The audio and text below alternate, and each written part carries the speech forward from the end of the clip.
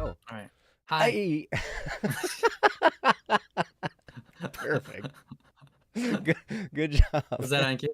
That was Thanks. perfect. That was great. Yep, you did good. Um, welcome everyone to Don't Worry Wednesday, where Ryan has the Moses face right now. That's what I'm trying It's to kind do. of a half Moses face. He's got the half Yeah. Moses. Oh, There we go. Oh, now. Oh, that's so much better. that's so much better. I was like the sun. I was the sun. Like, oh man, I can't even look at you. You got to turn that Uh, down, man. Holy yeah, smokes! I was so sorry for everybody who had to witness You just that turned it much back up. intensity and brightness. Huh? You just turned it back up. I didn't touch it.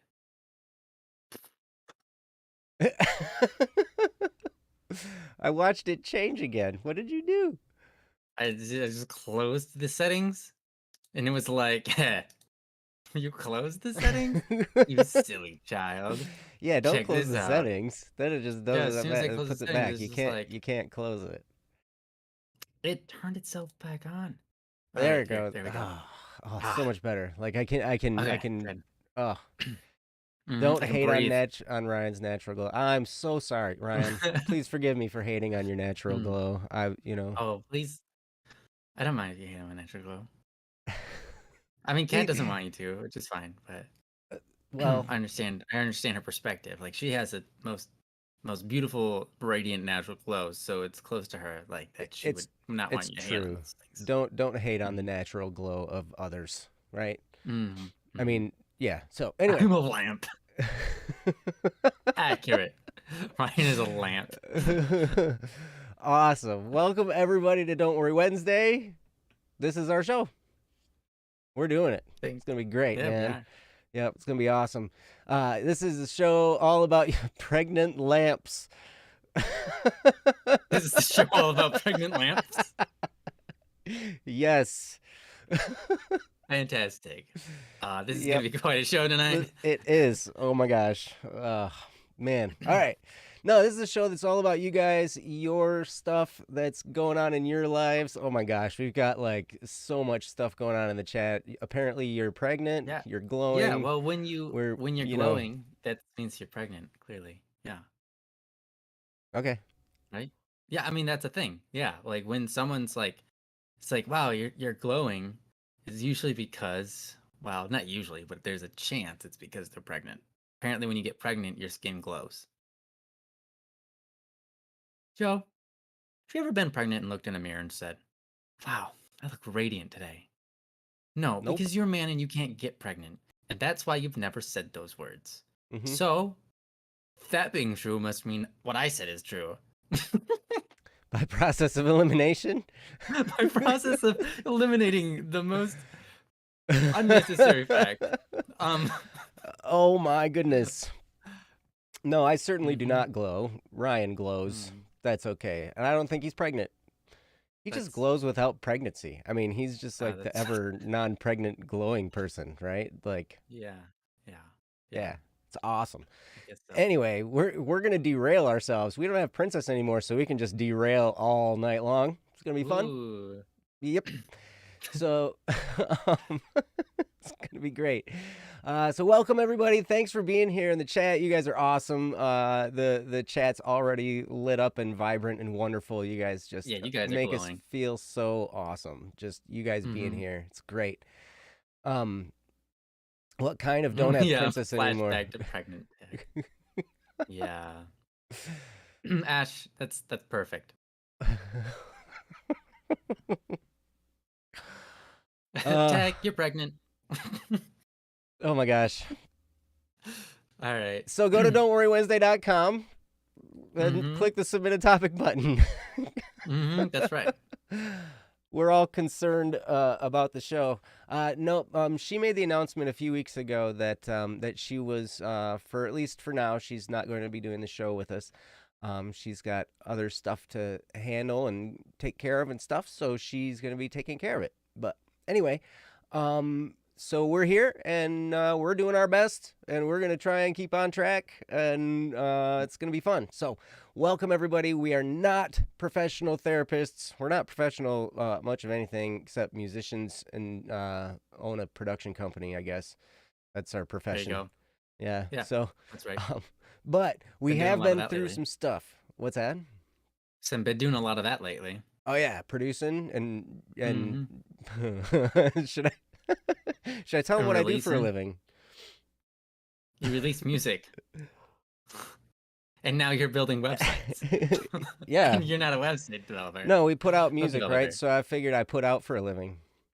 That's right. Which is Yeah. great. Which is Yep. great. Jesus Yeah. calls us to put out in the deep, Yeah. so Put it's out fine. in the deep. Put out We into the deep. Mm-hmm. man, we at BSS, that's what we do, man. We put out. It's Mm-hmm. amazing. It's pretty good. Oh my. How many times can we derail before we start a topic? It depends on how much you want to. We can start a topic right now. We could. Yeah. But I haven't gotten through the whole blurb yet. Well, get to the blurb, Joe. Get to the blurb, and then we'll talk about doing a topic, huh? All right. All right. Um nah, I'm all discombobulated. We've talked about All right. pregnant Welcome to Don't Worry tag. Wednesday. We've Start from the beginning, man. Start from the beginning, but don't stop. All right. Welcome to Don't Worry Wednesday. Gotta do my finger point. This is the show. This is the show that's all about you guys, your stuff that's going on in your lives. You know, we want to talk about it. So you can go to don'tworrywednesday.com, click the submit a topic button, and fill it out there, and we'd be happy to do your topic. If, like I said before, we are not professional therapists, we're not professional counselors or anything like that. And in a lot of cases, it might be good to seek out professional counseling or therapy and to help work through some of these issues. We are not a substitute for that. We just want to be your friends. We want to help in any way we can and maybe offer some perspective, but definitely love and encouragement as you journey through whatever it is that you're going through. And hopefully we can help in some way, shape, or form. But we do this because we love you guys. You guys are awesome, and it's great to hang out with you guys every Wednesday. And we're just a couple of guys up here talking, and sometimes we talk too long. Ryan's up here being good looking. I mean, yeah. Mm-hmm. Not as good as looking as you, Joe. Dude. You're the one who's glowing, man. Like, seriously. That's fine. Fine. Anyway, all right. We could battle who looks better. I'm only here to look pretty. That's right. You look, man, so pretty. That's true. I do look man. Hopefully, Yes. I do look like a man. Yes. I mean, you Jono, got that big your old singing beard. is most excellent. What's that one? Jono's singing is most excellent. Oh my gosh. Yes, it is. Yes. And Mhm. composing and production work, all of the above. That's right. He does all that. It's fantastic. And he plays a mean game of Overwatch, too. Yeah, that's true. He kicks my butt. He So kicks hard. everybody's butt. He's like shows up. He's like play the game every game. What the heck, man? Yep. Awesome. Yeah, it's cool. Anyway, could you serve for us real quick, Ryan? I think Kat's asking you. Serve for us. Serve? Yeah. What do you want me to serve you? You want me to? You want me to like bust a rap out? Is that what? No, I think it just means like, hey man, like, Oh. Who kicked you IRL? Oh boy. Can't confirm he kicked me IRL. Serve, Oh, you want man. dinner? I'll serve you. Serve you dinner. Okay, I don't know what's going on. Yeah, I'm confused too. Let's just go to a Kat, topic. What do you say? They let's can talk start amongst over. themselves. You guys in the chat, we're gonna start over again. No, Kat needs to start over with whatever she's talking about so we get context. But anyhow, yeah, gotcha. let's do a topic. It's like, okay, welcome to Don't Worry Wednesday. This is the show. Yeah. We're not starting that over. All right. So we have a topic. Hatsu, I see that you're here, and you have a topic that you gave to us, and it is urgent. So we're gonna go ahead and do it now. That's right. Yeah, this is called. It looks like this is called Late on Homework, and it's submitted by Hatsu. I'm gonna pull it up here, and I'm gonna get the topic up on the screen. Did you give them the disclaimers? Yeah, you Yeah. did. You did. Yeah, we're not Okay. therapists. We're not anything. Yeah. We're not anything Good. special. We're a couple musicians. That's Ryan right. You looks did say good. that. Yeah. I look Mm-hmm. I Yeah. look not half bad That's according to some. opinionated. Yeah. I like it. I Hey. like looking at you. Hey. Hey. But Hey, settle down now. right on. All right. Well, I'll get the topic up on the screen and then you guys can read along while we read it aloud. So there it is. And give me just a second. And I'll have it. I can start reading it like right now. All right. And this is from Hatsu called Late on Homework. And it goes, as you know, I am in college but joined 6 weeks late. As a result, I needed to catch up. I never found the time to do it as it was overwhelming balancing what we were currently doing and needed to do. And because I have ADHD, I procrastinate a lot and I don't know what it is, but I just can't do work at home. Now I have 2 days to write over 5 essays and a slideshow. Help me, please. The deadline is Saturday. Ah! From Hatsu. Whoa. Oh my Been there goodness. before. I've been there College before. Kind of. college essays for the main course. Yes, absolutely. Hatsu, I have been in your situation before. It can be definitely stressful and overwhelming. So today's Wednesday. You have until Saturday. So you got 5 essays. I guess it would depend on how long the essays have to be. Is there a length that they have to be? I don't know. But today's Thursday for you. Yeah, okay, my bad. So you have until Saturday. So the good news is you have some time. And I guess it depends on how much you know about the content you're going to be writing about. You got to put a slideshow together. And I will tell you this, it is possible for you to do it. It is possible. I mean, it's going to take some work. You're going to have to just like get on it and grind it out. And it might not be a whole lot of fun, but it can be done. And you might lose a little sleep.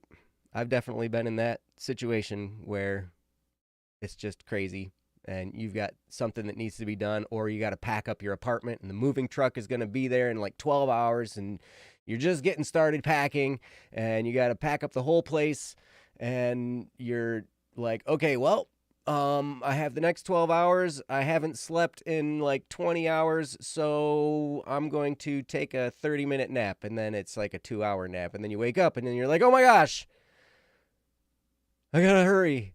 And then, yeah. So it can get pretty wild sometimes. But being being behind the 8 ball like that, so to speak, can be a really stressful time. And I'm sorry. I'm sorry that you're dealing with it. But I'm gonna turn it over to Ryan and listen to what he has to say on the topic. So Ryan, it's all yours, All buddy. right. First thing I'd do if I were you is um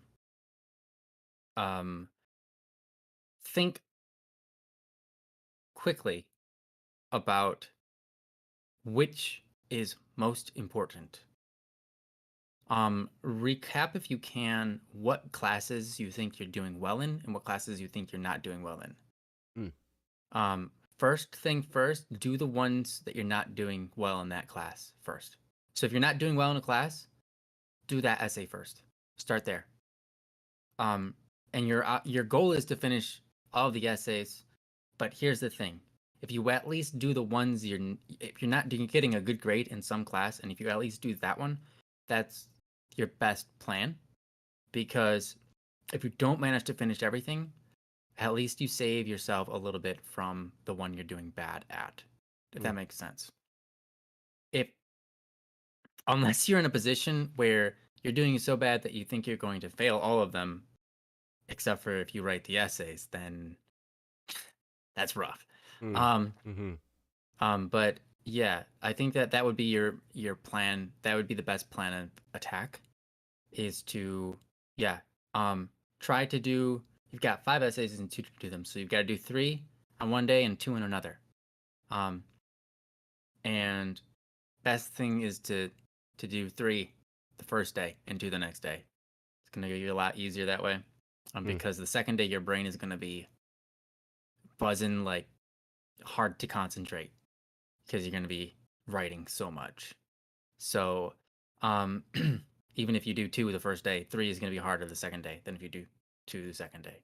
So I would split it up like that. I would just go at it and say, all right, I'm going to bed after Don't Worry Wednesday, going to bed, and I'm waking up and I'm just, if I have to miss a class to finish these, then that's what I'm going to do. Because you missing a class, you're already playing catch up. It's not going to be that big of a deal. Versus getting these essays done, probably. That's up to you whether you want to do that or not, I guess. Maybe getting the class is important. I don't know what's going on there, but he said it's one class. It's all one class. Okay. It's esports and it's more than just games. I don't know much about the business side or strategies.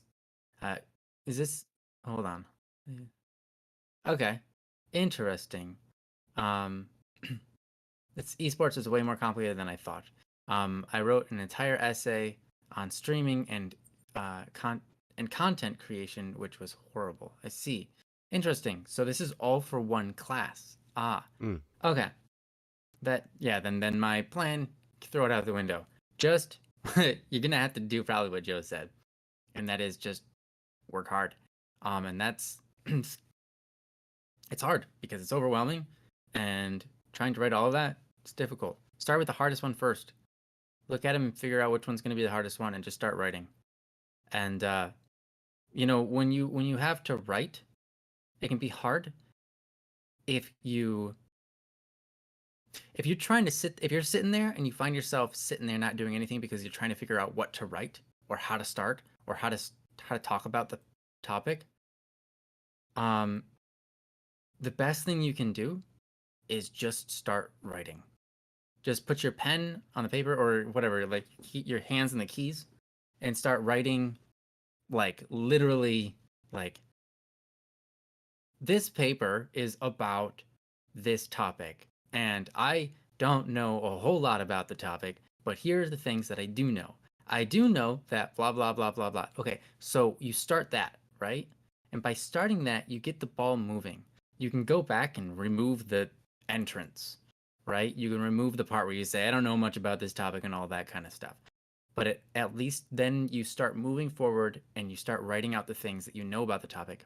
And then you can structure it later. You can, once you have your brain flowing and thinking about the topic and writing about the topic while you're thinking about it, it's going to come out a lot faster and a lot smoother.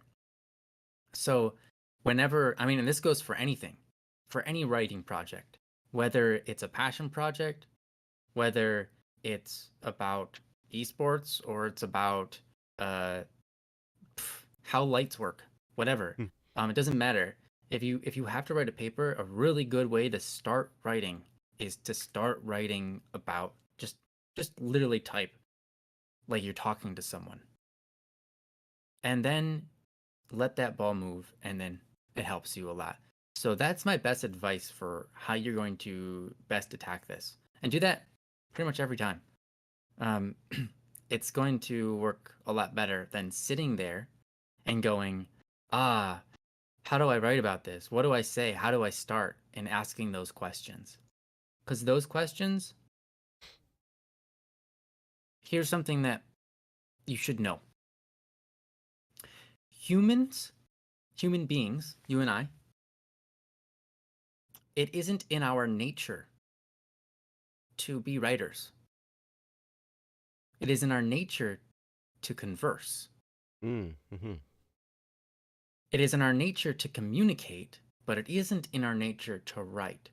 And so if you are sitting there and if you're given homework to write, it's actually going against your nature to sit there and think about, how do I write a paper? Because it's not in your nature to write. Like, some people are talented at, yeah, but that's not most people, right? Most people, they're okay at talking to people. So start there. Start with communicating. Start with talking. You're going to do yourself a great favor if you're writing a paper. And you begin by communicating rather than quote writing a paper, right? And so you go with what's natural to you. Um, Act like you're talking to someone. Don't act like you're writing a paper. Act like you're trying to tell someone some kind of information, Mm. right? Mm-hmm. And it's going to make your brain work the paper out. Um, you can always go back and format change it. You can always go back and make it look like an essay. But if you are trying to write an essay and you're not already good at that, geez, that's going to be hard, right? So just write as if you're writing to someone. Communicate. That's what you're designed to do. That's like a normal part of of our human nature. So you can take advantage of that. Um, and so I honestly, that's huge. That's big information. For anybody who's doing homework out there, that's essays and stuff. Whenever you have to write, like an email to someone, or wherever you have to write, whatever it is, something for your job, right? You have to write up a document for your job or whatever. It's a lot easier if you go off of how you naturally act or how you naturally document things or talk to people, etc., than trying to write an essay. Essays are hard. Mm-hmm. And so this is my best advice for it. Um, Essays for me, because I had figured this out when I was a kid, are a lot easier. But most people, I guess, they don't think about that. They don't think about, oh, I could just write this out like I'm talking to someone. Instead, they look at the paper and they go, how do I start? What do I say? How do I make this sound professional? Blah blah blah blah blah. I just edit it later. That's easy. But getting out all your thoughts and ideas, that can be hard. So just start with that. Mm-hmm. Especially, yeah, when you're trying to format it while you're working on it, that's hard. You know, when I'm writing a song, you don't you don't write a song and have it mastered by the time you're like done writing it, right? You don't have the Mm-hmm. mastering. Like, you write a song, and while you're writing it, you try to mix it, as in you make it pan to the right or to the left. You try to bring out the instruments, you try to make them heard, and you try to, edit the volumes, you try to do the equalizations, all this kind of different stuff. You give some of them distortions and so on to bring out all the instruments, right? And you do that, but you can't do that until the instrument is there making its sound. So you have to do the first things first, right? You have to get the song, you have to get the instruments doing the things. They have to be audible. You have to hear them before you can start to tweak them to sound nice, right? Mm-hmm. And that goes for for honestly a lot of essays and writing things, professional work. You get the idea out first, then you Mm-hmm. manage it. You micromanage it to make it look nice and appealing to a wider audience, right? Mm-hmm. If you're writing a speech, you write out all your thoughts first. Then you go back and you tweak it so that it's good format for speaking on stage. When you do what's most natural to you, right? And then you tweak that. So um, that's my advice to you. Practice that, Hatsu, and hopefully writing your essays will go faster than you would have thought. Because honestly, that's the system right there. Mm-hmm. You write it like you're talking to someone about all the information you know. Mm-hmm. Then you go back and you put things in order, maybe, and then you tweak things to make it sound nice and professional and clear and clean. And that's gonna make things go way fast. You could probably do 4 or 5 in a day if you did it that way, because you're Mm-hmm. just talking. You're just Mm-hmm. talking to someone, right? Just talk to someone about it. Um, Now, some of it you might have to do some research, and that's fine. You might get to a point where, like, well, this is as far as I know. And then you're like, okay, I have to look more stuff up.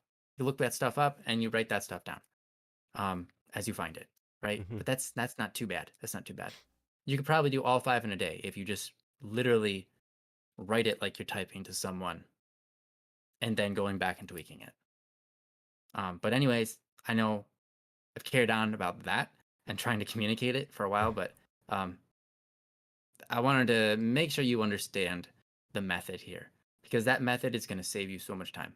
And I wanted to tell you why that method works. It's because it goes with your natural human behavior. Um, we don't speak in essay format, so our brains aren't quick at coming up with essays. Most of us, anyways. So yeah, I'm gonna call it there for myself, and I'm gonna give it over to Joe and see what he's got to say for this. Uh, Man, I've got some stuff to say. Good, Yeah. say it. So, thank you for communicating in the chat, Hatsu, about what your essays have to be about. I'm curious about the length. If you happen to have like, is there like a minimum length or anything like that, that you have to fulfill for this, um, for these essays? Because really, I mean, I'm just, as Ryan was talking, I opened up my judgment of divorce. Mm. Is basically a big long paper that was written by my attorney, and it's like 24 pages long. Oh, 24 pages, a big, huge 24-page essay. I don't know how long your 5 essays have to be, but I'm guessing it's probably not going to be a total of 24 pages between the 5. Now, maybe it is. I don't know. But I do remember getting billed for the creation of that document. I think it was like 11 hours. mm. I think. I think it was 11 billable hours. Now, interestingly enough, it was like $400 an hour. So Crazy. that's four. It's a Four lot. thousand, 4,400 hours or It's an expensive. 4,400 hours. It's an expensive document. We'll just Mm-hmm. put it that way. But anyway, but what I'm trying to tell you is, okay, that they put together. Now these people, this is what they do for a living. They write papers. I remember talking to an attorney and like, "Hey, what's your day-to-day look like?" He's like, "He's basically doing research papers all day and all week." And I had thought about going to law school, and at that moment I decided not to. Yeah. Cuz I was like, I don't want my days to look like this. Oh my gosh. Yeah. So, anyway, but the I wanted to offer you that as just to show you that there is a possibility for you to get this done. One of the things that might be a mental block in your head is that it might feel like it's impossible, but it's not. It can be done. And if they have to be like 1 paragraph essays, or if you have to fill up a page or whatever, I mean, you can totally do this. I would take what Ryan was just talking about. One of the things that I learned when I was in college and I had to write a whole bunch of papers was I would figure out the different things I wanted to say, and maybe I'd start with just writing down some topics. Okay, this essay needs to be about this. How am I going to break this down? And so I'd come up with like 5 things I wanted to talk about, and then I would just like take each thing and I would expound on it and fill in a whole bunch of words. You know, take those little phrases of the ideas that I wanted to present and just write a few sentences about them. And it doesn't have to be hard. And you can get references from Wikipedia. You can get references from all kinds of different websites or whatever, I mean, and you might have to do like a works cited page or something like that, depending on, Mm-hmm. if Yeah. that's a requirement. So you might have to talk about where you got your sources, but it's not that big of a deal. I think you can totally do it. But just in your brain right now, there's this big mental ball and it's stressful and it seems insurmountable, but it's not. It can be done. And so if I can help you understand that it can be done, the next thing I want to try and help you understand is it's not that big a deal. It's not. I mean, what's the worst that can happen? The worst thing that can happen is you don't write anything, you don't turn anything in, and then you take the grade that you get without having turned in those essays, which might not be a very good grade. I don't know. It might make you fail the class. I don't know. If that's the case, it's not the end of the world.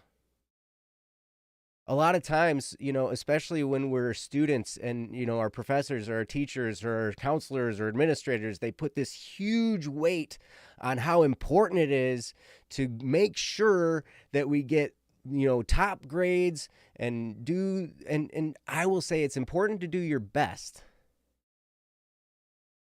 But that's more just for you to be in the habit of doing your best. But if you end up failing a class, it's not the end of the world. Most of the time you can retake the class, or it just figures into your grade point average, and like one failed class isn't going to make or break your college career. Fair. For the most part. Maybe there are very rare instances where that might happen, but if that's the case, then you definitely would have a chance to retake it, I would imagine. But I mean, I know it's stressful. I know that, everything, like, it's like, oh my gosh, I have to do all this stuff. But you can relax a little bit. It's not the end of the world. You're going to be okay. I believe in you that you're going to do your best. I believe that you'll try hard. And I think you can totally do it. I know I've actually met a guy who wrote a book in a day. He wrote a book in a day at a coffee shop. And he did this. It's like a 150-page book. What? Yeah. Wow. Yep. And he did it in a day, but he had his outline, like he had done some pre-work, right? So he had all of his outlines, and he had all of his notes, and he had everything, set to go, right? And then he sat down and he prepaid a tip for the server that was there. And he said, okay, here's $20. If you see my coffee empty, please refill it. If I end up, owing you more money, please let me know and I'll pay more money. But, just keep it coming, right? And let them know that, hey, this is what I'm going to be doing. I'm going to be writing a book, and I've got deadlines, da-da-da-da-da. And he did the whole book in a day. Just sat down and ground it out, or whatever you want to call it, right? We are capable of tremendous, tremendous things. Sometimes the pressure paralyzes us. Sometimes when we get under the pressure, under the gun of all this stuff, and it's overwhelming, like it can feel right now, we get paralyzed and we're like, oh my gosh, I don't even know where to start. But I would start first, take a deep breath, understand it's not the end of the world. It's going to be okay. Regardless of the outcome, you're going to be just fine. And once you're there, maybe that can help you relax a little bit and then start to think, okay, what do the essays need to be about? And start with the first one. Okay, what does this essay need to be about?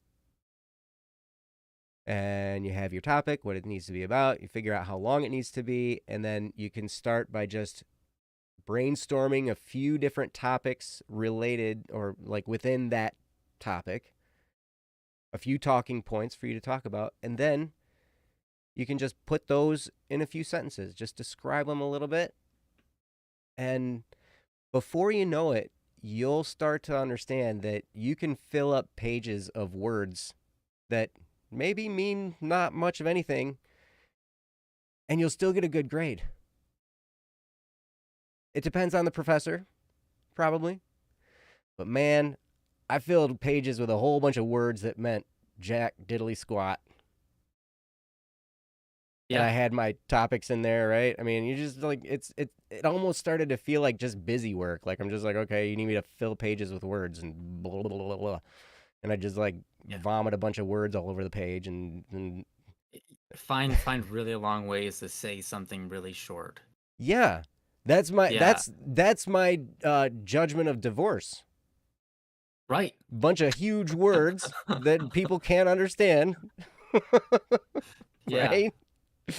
Yeah. It's and they put it in this language so you have to hire somebody to interpret it for you, right? Like I mean, Yeah. but it just now I'm not hey, you are where you are, and that's okay. But you can do it, and if you relax, it'll be a lot easier and you'll feel a lot better. And then you just do your best. And there has been some stuff in the chat about extensions, about asking the teacher, hey, can I turn this in a little bit late? Can I get a little bit of a buffer on this?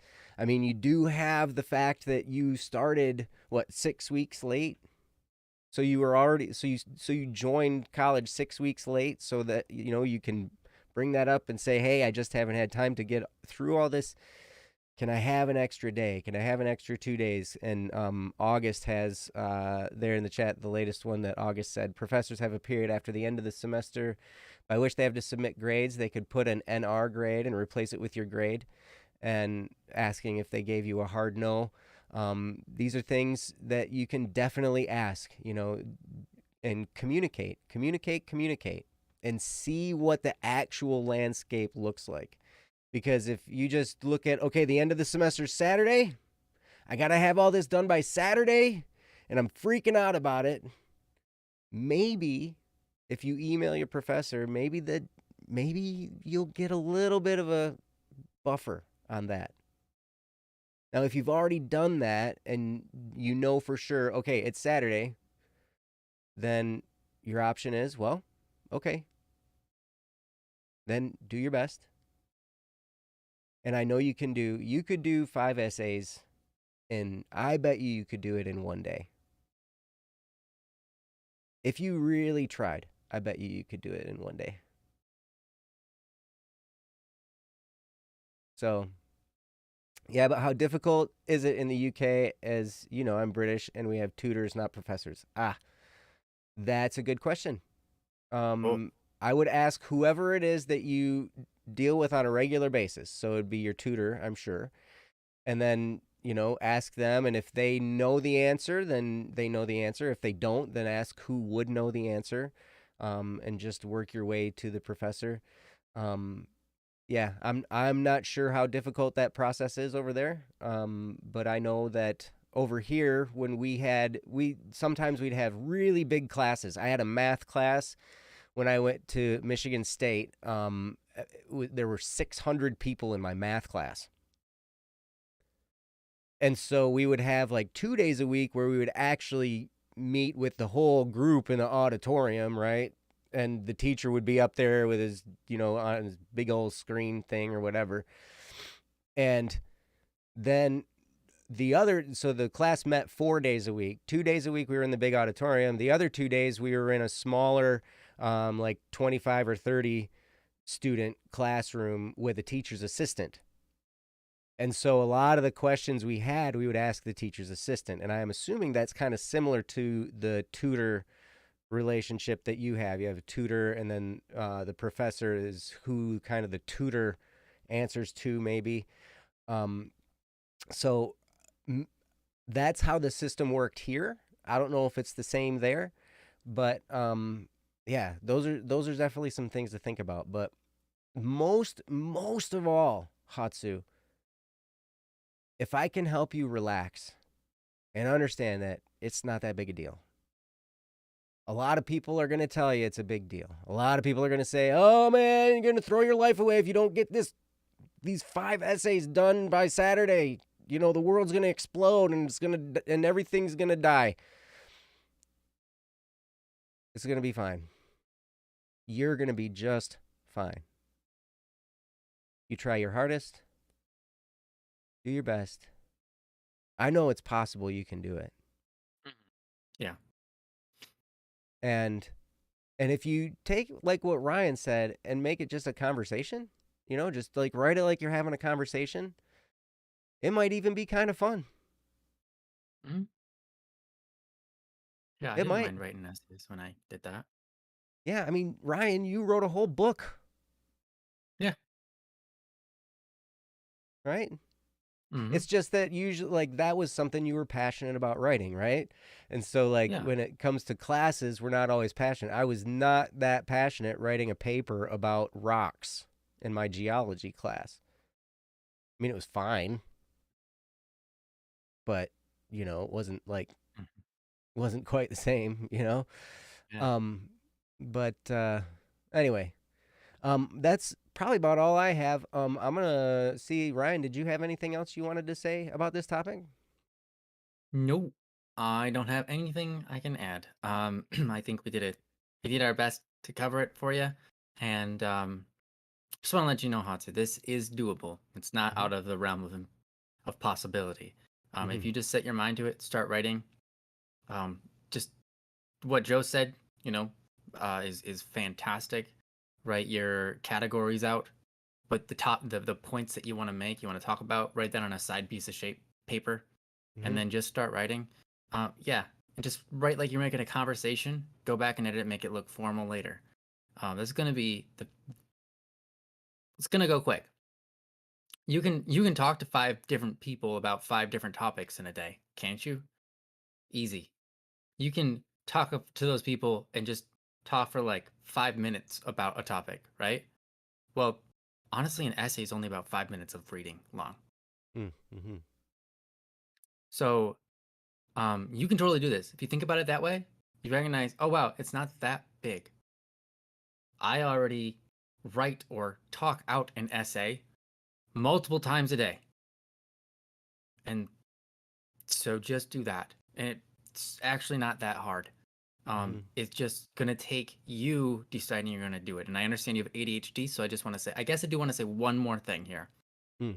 You have ADHD, and I've suffered with that, and it makes things hard. Here's what I'm going to tell you to try to do.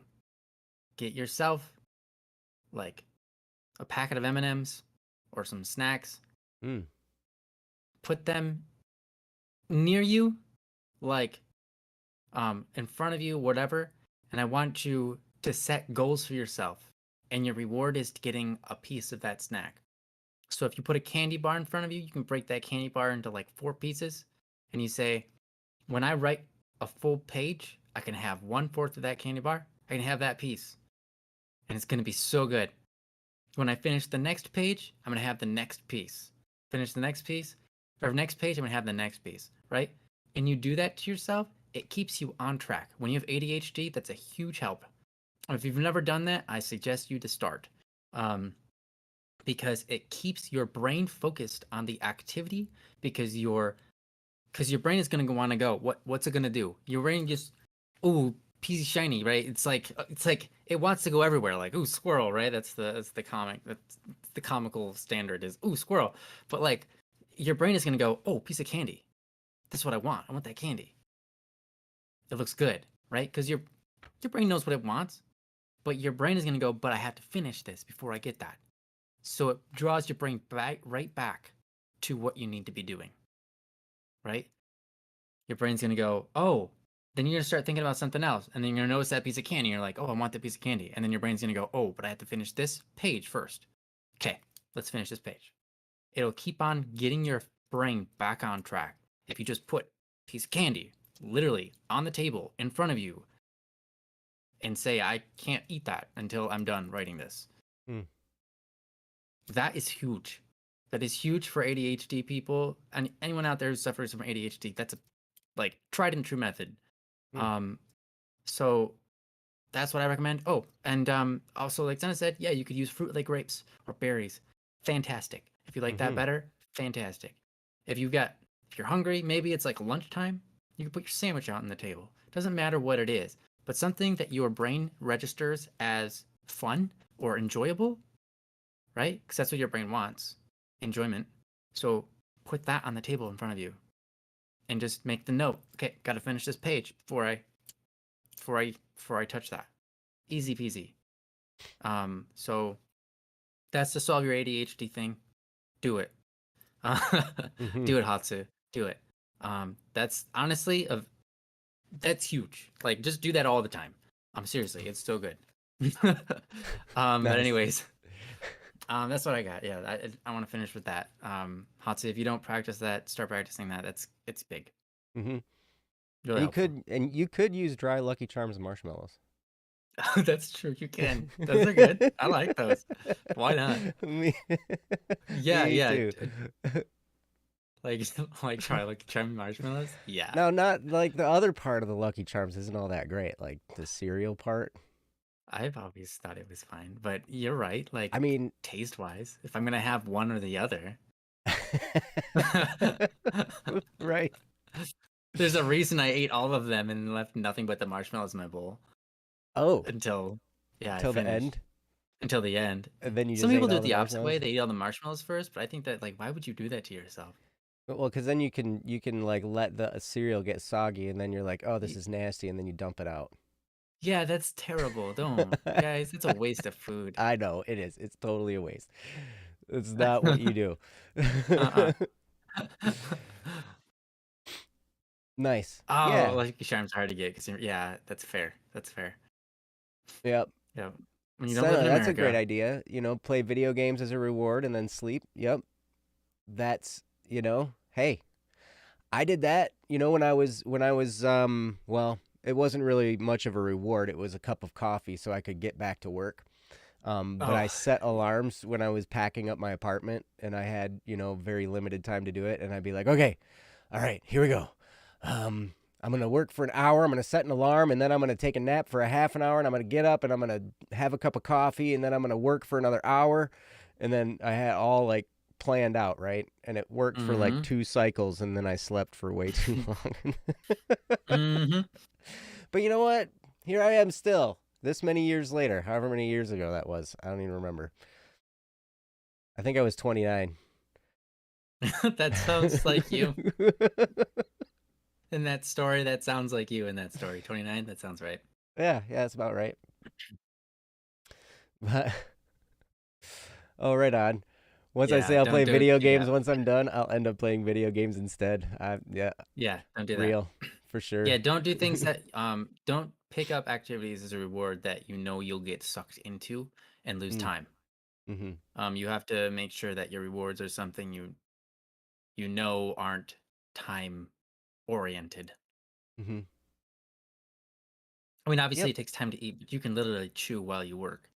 Yeah. So that one's a nice one. That's why I like that one. Just little candies. But yeah, if you're good with your time management, then sure. But if you're not, don't do it. Mm-hmm. Mhm. Awesome. Well, Hatsu, hopefully that can help you, and hopefully you can muscle through and get it done. Uh, no rewarding A yourself with a movie. good movie. Once it's Here's the thing, done, Hatsu. done. Hatsu. Hatsu. Here's the thing.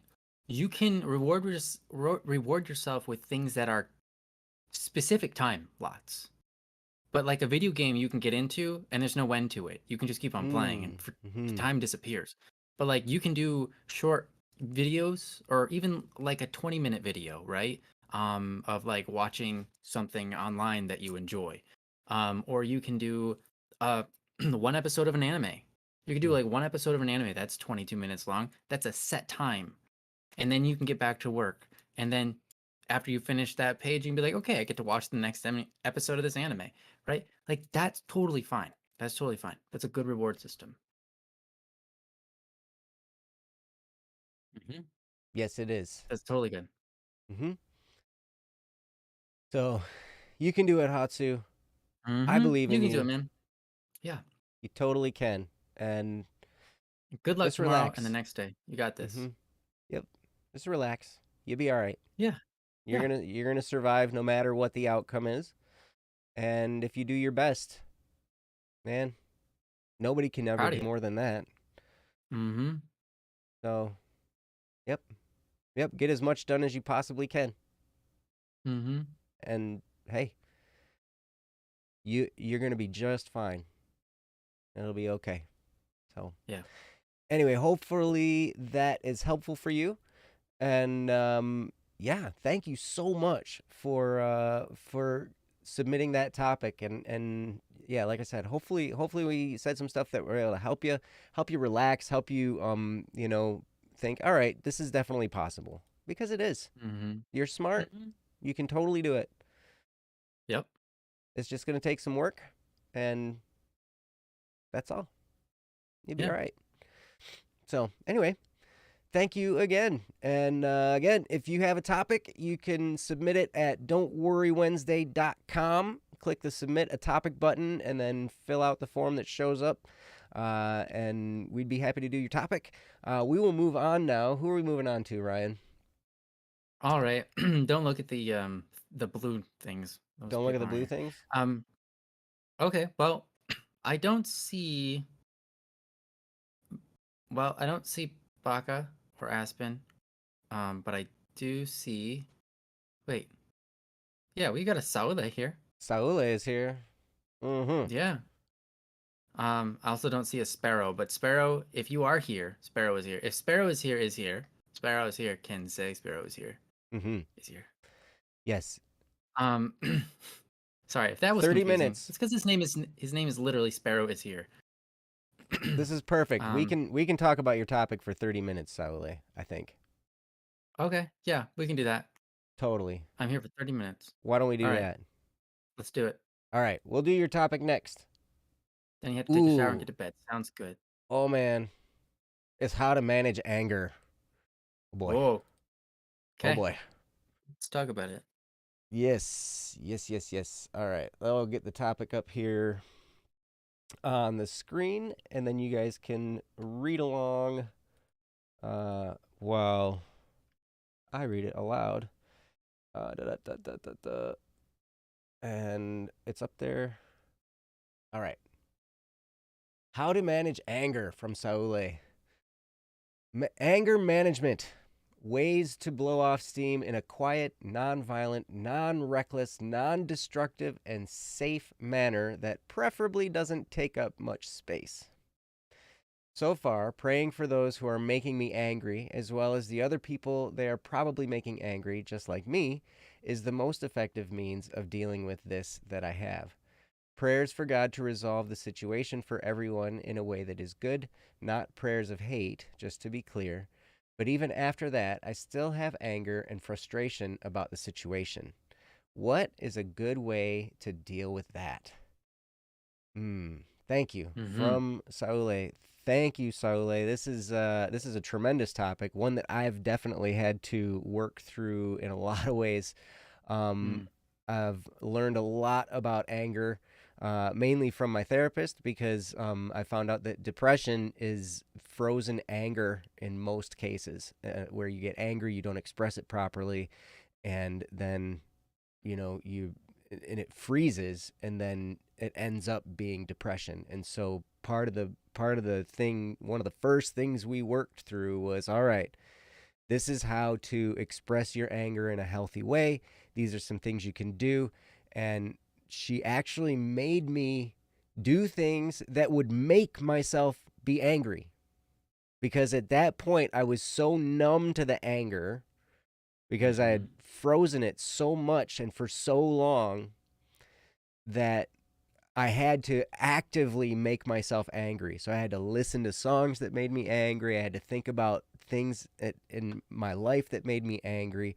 I had to go through all these exercises to make myself angry so then I could express it and learn how to do that properly. And it's an interesting journey that she put me on when it came to that. So um, I like where you're coming from.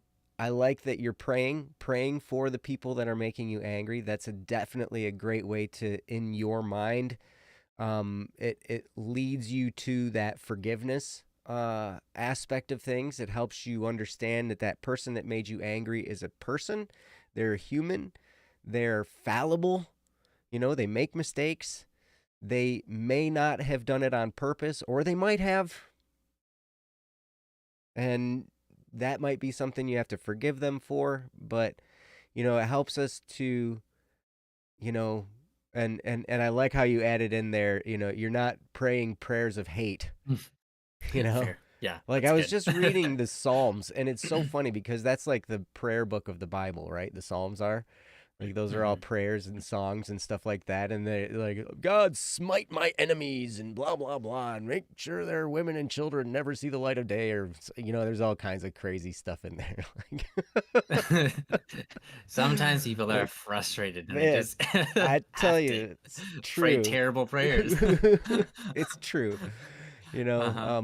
but I admire where you're at. I think you're on the right track, and I hopefully think that we'll have some input. So I'm gonna turn it over to Ryan, and Ryan, it's all yours.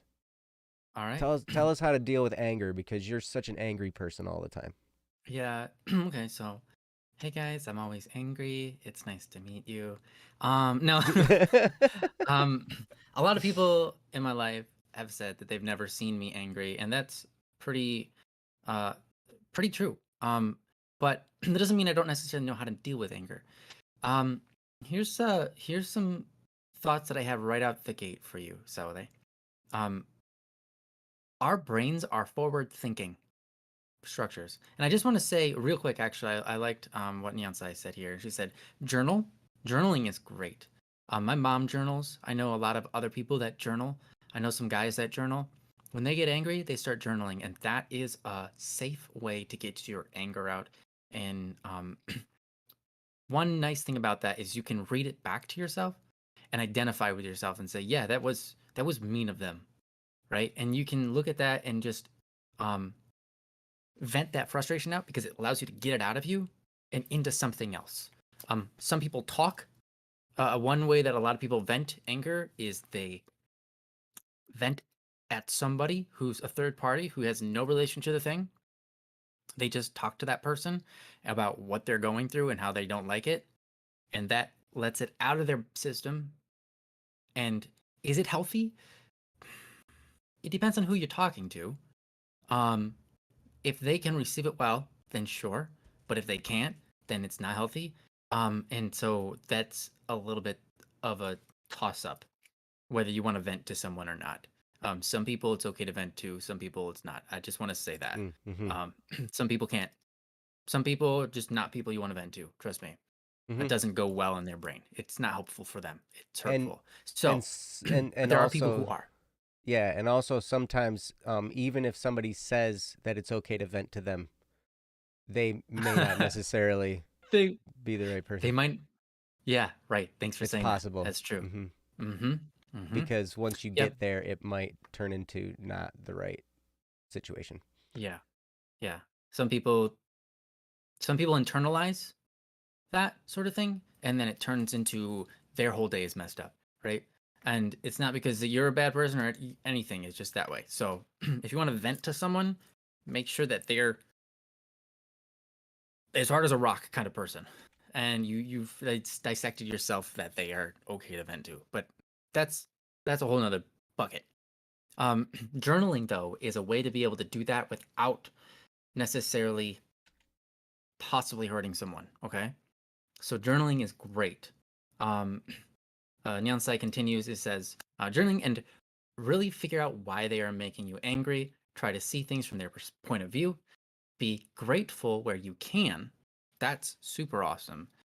Reflect and dissect your feelings and have a conversation with yourself. All of those things are great things, and you can try them all. I know that when myself, one of the reasons why I don't tend to get angry is because I spend a lot of time in here talking to myself to just um, work things out and to find ways to brush off the things that I don't need to be dissecting and being angry about, right? And so that when something does make me angry, it's not something that's of little significance. It's something that is of significance, right? And so that's helpful to me. Um, just taking time to part ways from those little insignificant things that are making me angry and just say, those things don't matter. Those things don't matter. Those things. Find the things that are actually rudimentary, things that are big, things that make me angry because they actually do make a difference in life. They are important, right? So if I can narrow it down, that's great. right? So now I'm going to continue where I left off.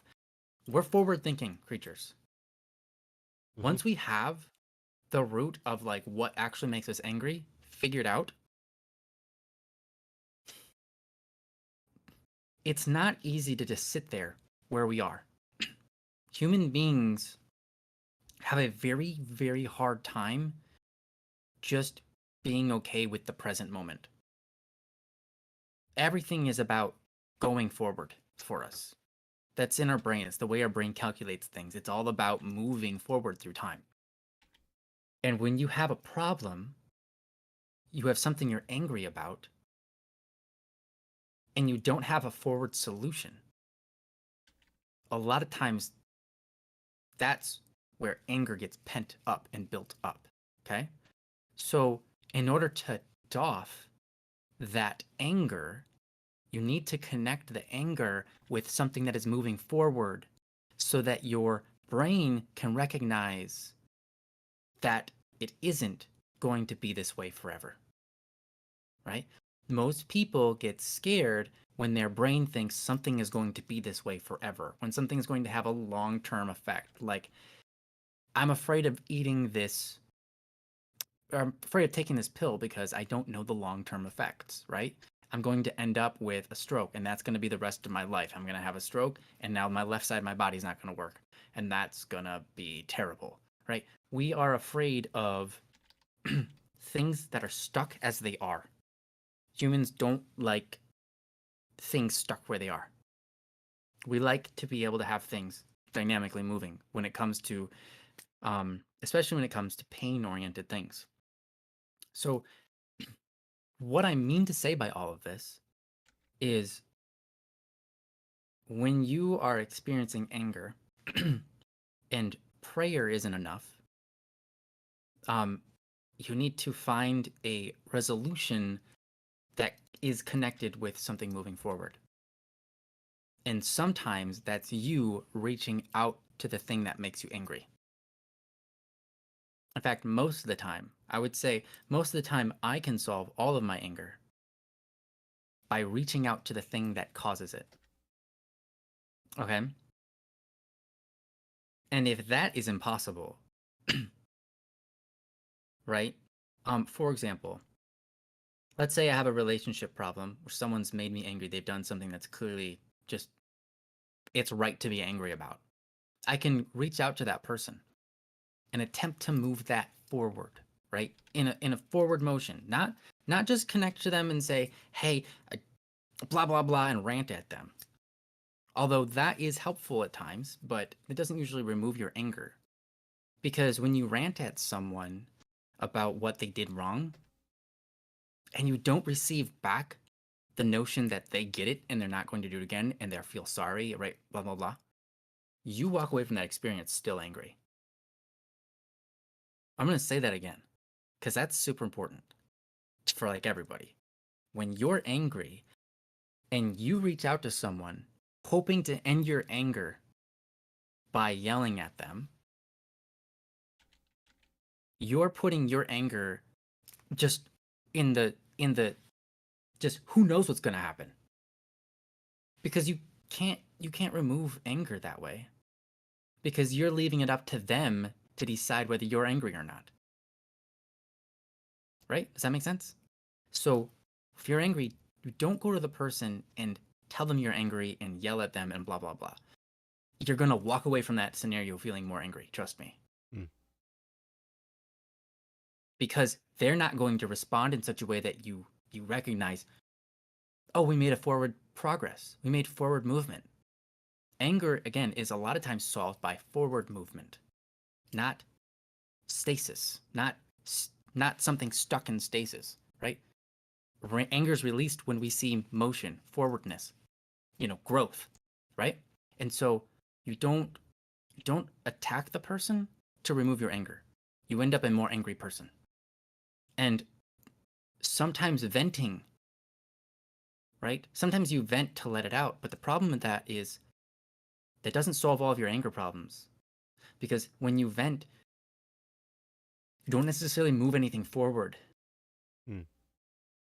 you can sometimes move your brain forward, and that releases anger and it's out of you because you've moved your brain forward just a little bit, a little tick. But you haven't moved the scenario forward, and your brain knows that you haven't.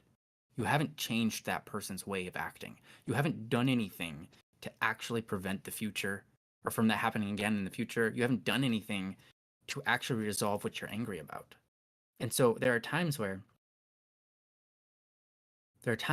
when you try to vent your anger out into a public space or even into a journal or even to your own self in your head, that you find yourself unable to make forward progress, even doing that. And you're just going to be angry. In fact, what you're going to do is you're going to make your brain think even more about why you're angry, and you're going to get long-term side effects of that. So the best thing you can do a lot of times is to, if it's with a person, talk to them in a civil manner, in a nice manner, just like you do with your prayer. You pray that they can see forward movement, and that's why that helps your brain. That's why that does help let off anger when you pray, because your brain is orienting itself towards something moving forward here. And when you talk to yourself in your head, and you can let go of things that aren't important and think about the future, those things can help you move forward, right? And so when you talk to this person, talk to them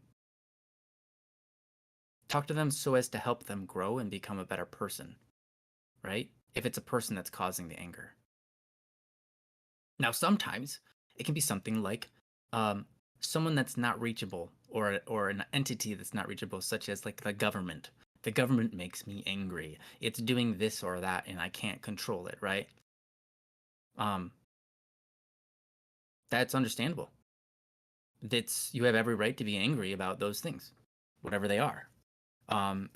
If the government is treating you unfairly, right? But you can't do anything about it, that sucks.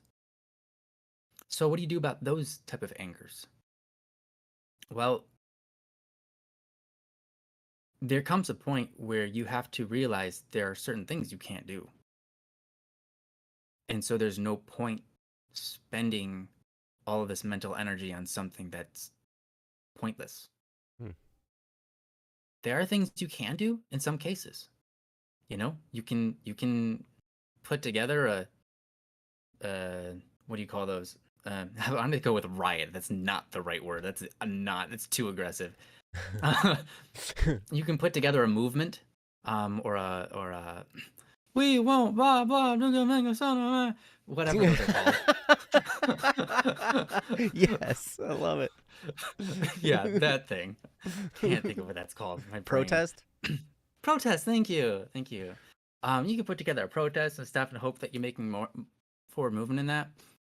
But a lot of times that just makes even more angry people, doesn't it? Mm-hmm. It does. It doesn't help to dissect or to work through your anger. It just helps to create more anger because it promotes the helplessness of it. And yeah, so I don't know if protests are good. Protests are good, and anger is good. Just keep those things in mind.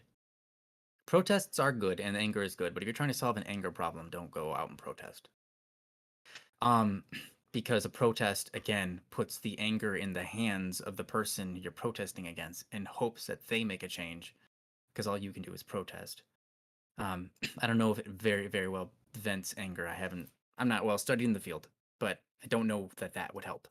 That's all I can say. I don't know. But basically there are times where you have to realize, like, I'm wasting energy. I'm wasting time. I'm wasting pieces of my life away because I'm like wasting a good attitude, right? Because I could have a good attitude right now because I'm worried about something I can't do anything about. Well, if you can't do anything, then just let it go. And sometimes in life we have to learn how to let go of things in the past or things that make us angry. Just let go. And I know that's hard. I don't know quite how to do that. I don't know how to teach someone how to do that.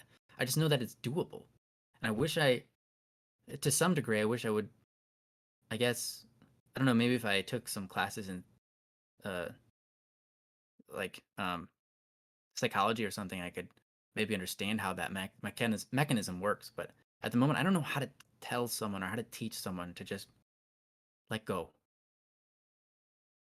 But I think prayer and saying, hey, help me let go of this. It's done with. It's over. I don't know. I don't know how to teach that, but I know that it's important. I know it's really important because imagine if you were never able to let go of anything. You'd still be stuck at the age of 2. Mm-hmm. Holding on to your Our Tonka truck Yeah, right? that your And brother was trying to steal from you. And so you yeah. held on to it and you whacked him in the face with it because you're Mhm. angry. Mhm. Yeah. Yeah, and you're still there in that moment right now. Yeah. Yeah, we let go of things. Our brains don't remember everything for a good reason. I think. Mm-hmm. And so um just keep that in mind. Like it's okay. It's okay to let go. It's okay to give up with something that it'd be better if you just left alone. So, those are my talking points. I hope they were helpful. Hopefully, they help realign your brain in the way that it thinks about anger so that it can find solutions outside of just what I've said and other people in the chat have said, which are great. I would definitely recommend reading those. Um, but if you haven't read them again, rather. But yeah, just remember that anger a lot of times is our brain reacting to something, right? Obviously, it's reacting to something that we don't like, right? Mm-hmm. But anger is oriented, it's future oriented. And if you keep that in your mind, it helps a lot for how to solve it, how to walk through it. Um, and that's my best that I got for you. I've never taken an anger management course. I'm not a psychologist. You need one. So You're I'm not, such an angry person. I know. Um, but I'm trying, you know? Nah, it's hard for me to get angry about anything, to be Mm. honest. But yeah, that's what I've got. I'm gonna give it over to Joe. I know he's had uh, a lot more experiences in this than I have, or at least um, ones with his actual therapist and stuff he can share. So that's a big benefit. So I'm looking forward to see what he's got to say. Yeah. Um, Me too, Ryan. A lot of what you said, man. I love what you're talking about. I love the direction you're going in because it's true. We have to learn to let go of these things, right? As we're moving forward, we got to learn to let it go. And I love that you said that anger is not a bad thing. Right, It's it's not. not a bad thing. It's a natural human emotion. And Saule, I see some of the things you've put in the chat. Reaching out the cause is impossible right now. The only connections I have are through legal documents and a shared event from 4 years ago. I Yeah. had Okay. moved on from this traumatic near death event, but all of these legal papers and such things are dragging me back to it by forcing me to relive that day in vivid detail over and Oh, over that's again. horrible, man. That's I horrible. understand. I Sorry, man. understand where you're at. I had a similar situation with my divorce, going through it again because of the annulment process. We've got to go through Mm. tons and tons of information about, the status of our relationship, starting from the very beginning of the relationship and going through, all of the years we were together and all that stuff. And it awakens the beast. Let's Mm-hmm. just say, That's a right? great way to say it. It awakens the beast inside, and you're just like, and maybe you cry, or maybe you just get so angry you want to punch something, or maybe whatever, right? And all these things, your blood pressure goes up and you just start to freak out, and maybe you have anxiety attacks. Who knows, right? I mean, Mm. these are all things that I've experienced throughout this process, right? and it's crazy. But I want to help you understand something about anger. Anger is our body's response in preparing for action. Right. Something we don't like happens. We get angry. That anger is our response. It's our natural response to take action with regard to that situation. Now, here's the thing. We don't have to take action about that particular situation to relieve ourselves of the feeling of anger.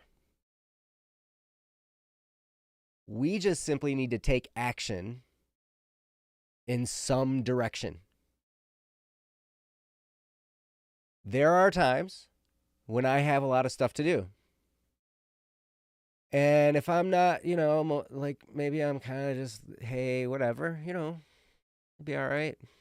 Hey, whatever, I'll do it. Maybe I'll do it. I got to get this done. And now I'm going to complain about it. And then, and I'm bogged down about it or whatever. But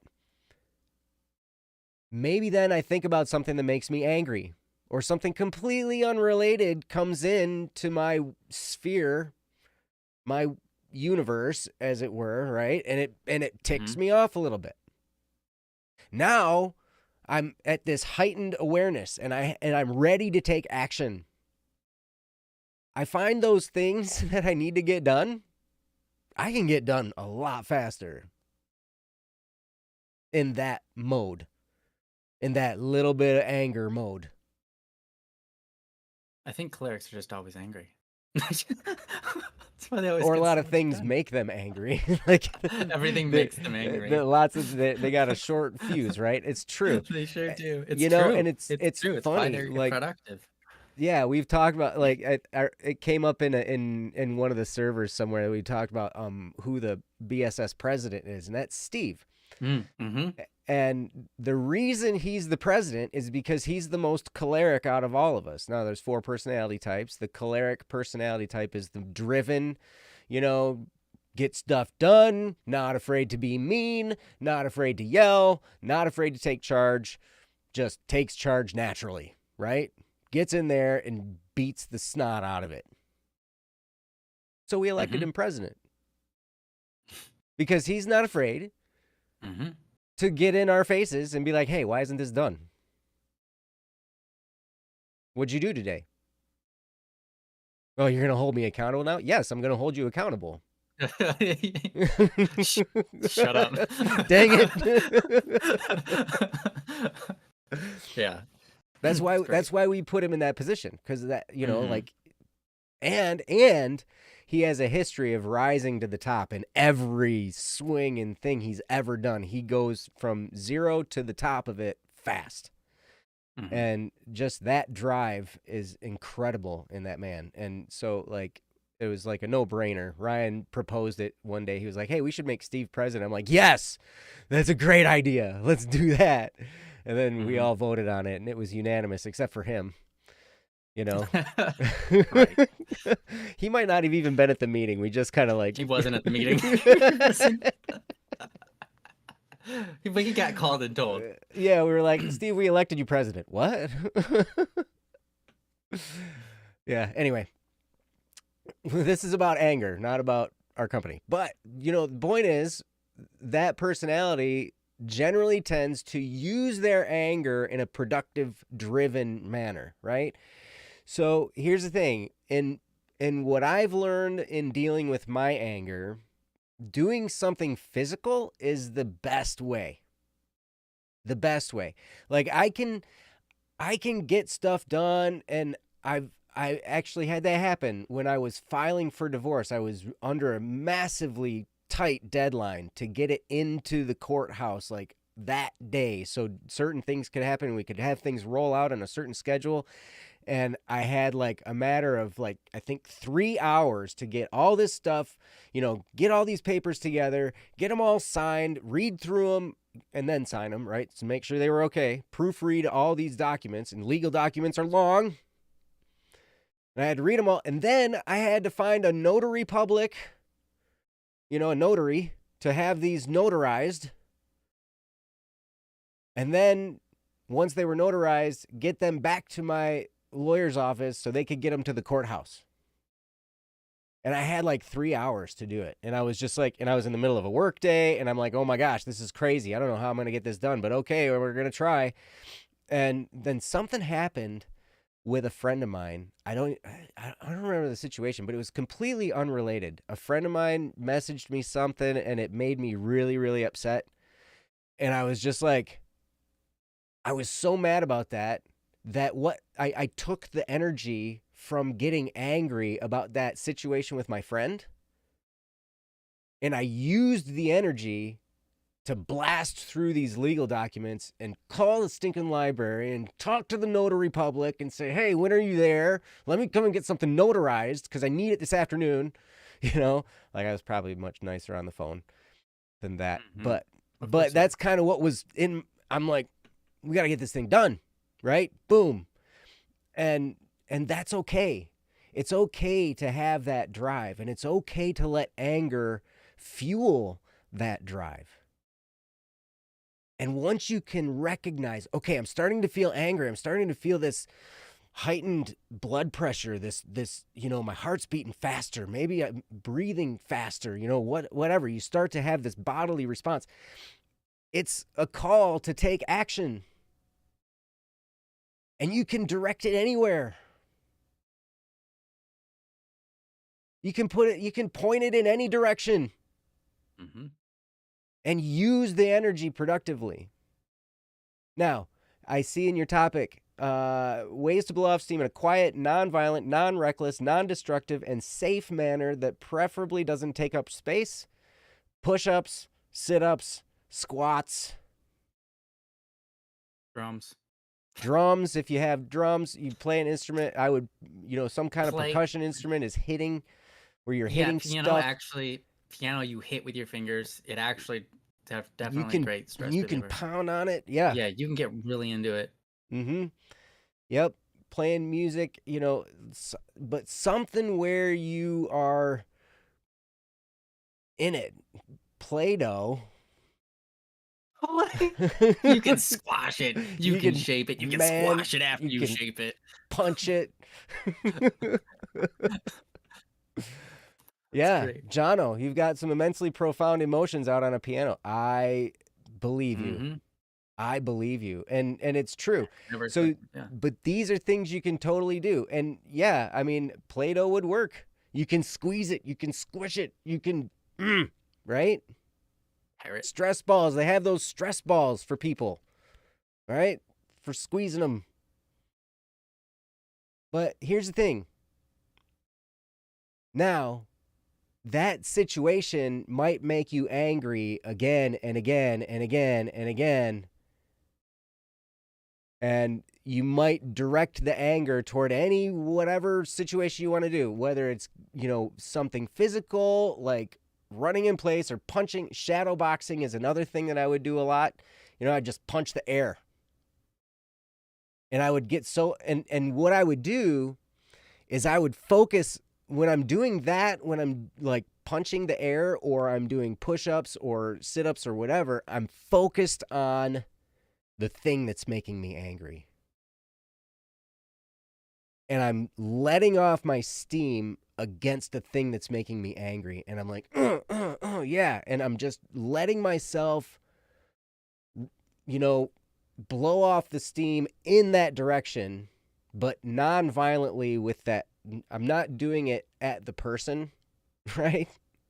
If it's a person making me angry, I'm not like yelling at them. I'm not punching them, but I'm thinking about them while I'm doing that. And it's helping me to just blow off the steam. Once you blow off the steam, maybe the situation isn't resolved yet. Maybe the situation will never be resolved. Now, I hope with this situation with you've got legal papers and all these kinds of things, I hope that can be resolved soon and that you can put that behind you, because that could be a great resolve. And that could be a great help to relieving some of this, is once you get through all that, that might put the situation to rest. or it might not. There might be some forgiveness you have to do inside. But Ryan was talking about, how do you get to that point where you let things go? How do you let things go? And I use logic Mm. to try and let things go. And one of the most logical things I can say to myself is, yep, that happened. That sucked. And I can't change it. There's nothing I could do to change that happened. It sucked. It was horrible. They even did it on purpose. And that was mean and awful. And it makes me mad. But there's nothing I can do to change it. I can't go back in time. So, what do I do now?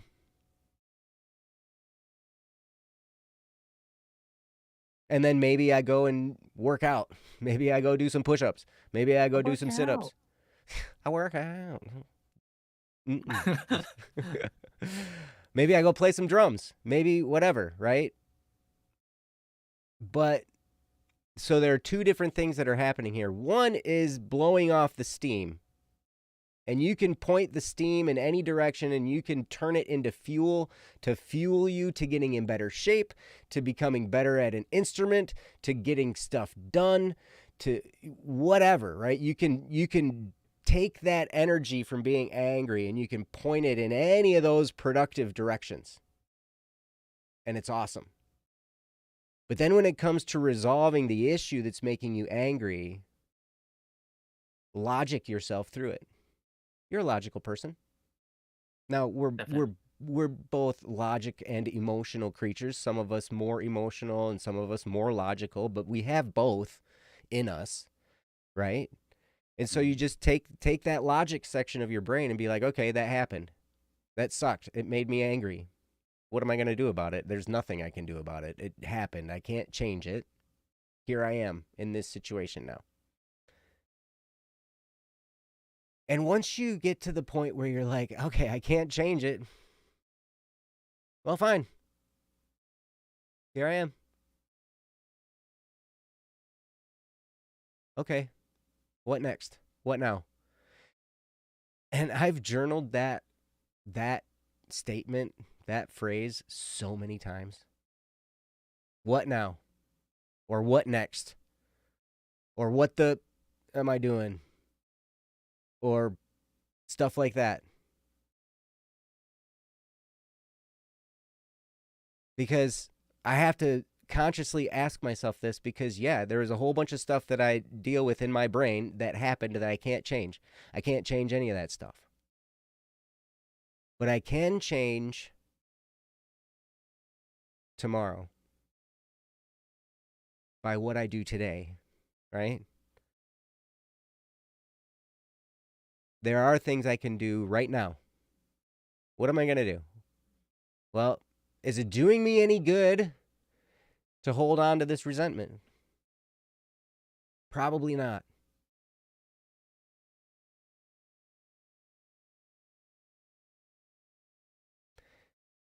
And so those logical questions can help you start to dismantle the situation in your brain.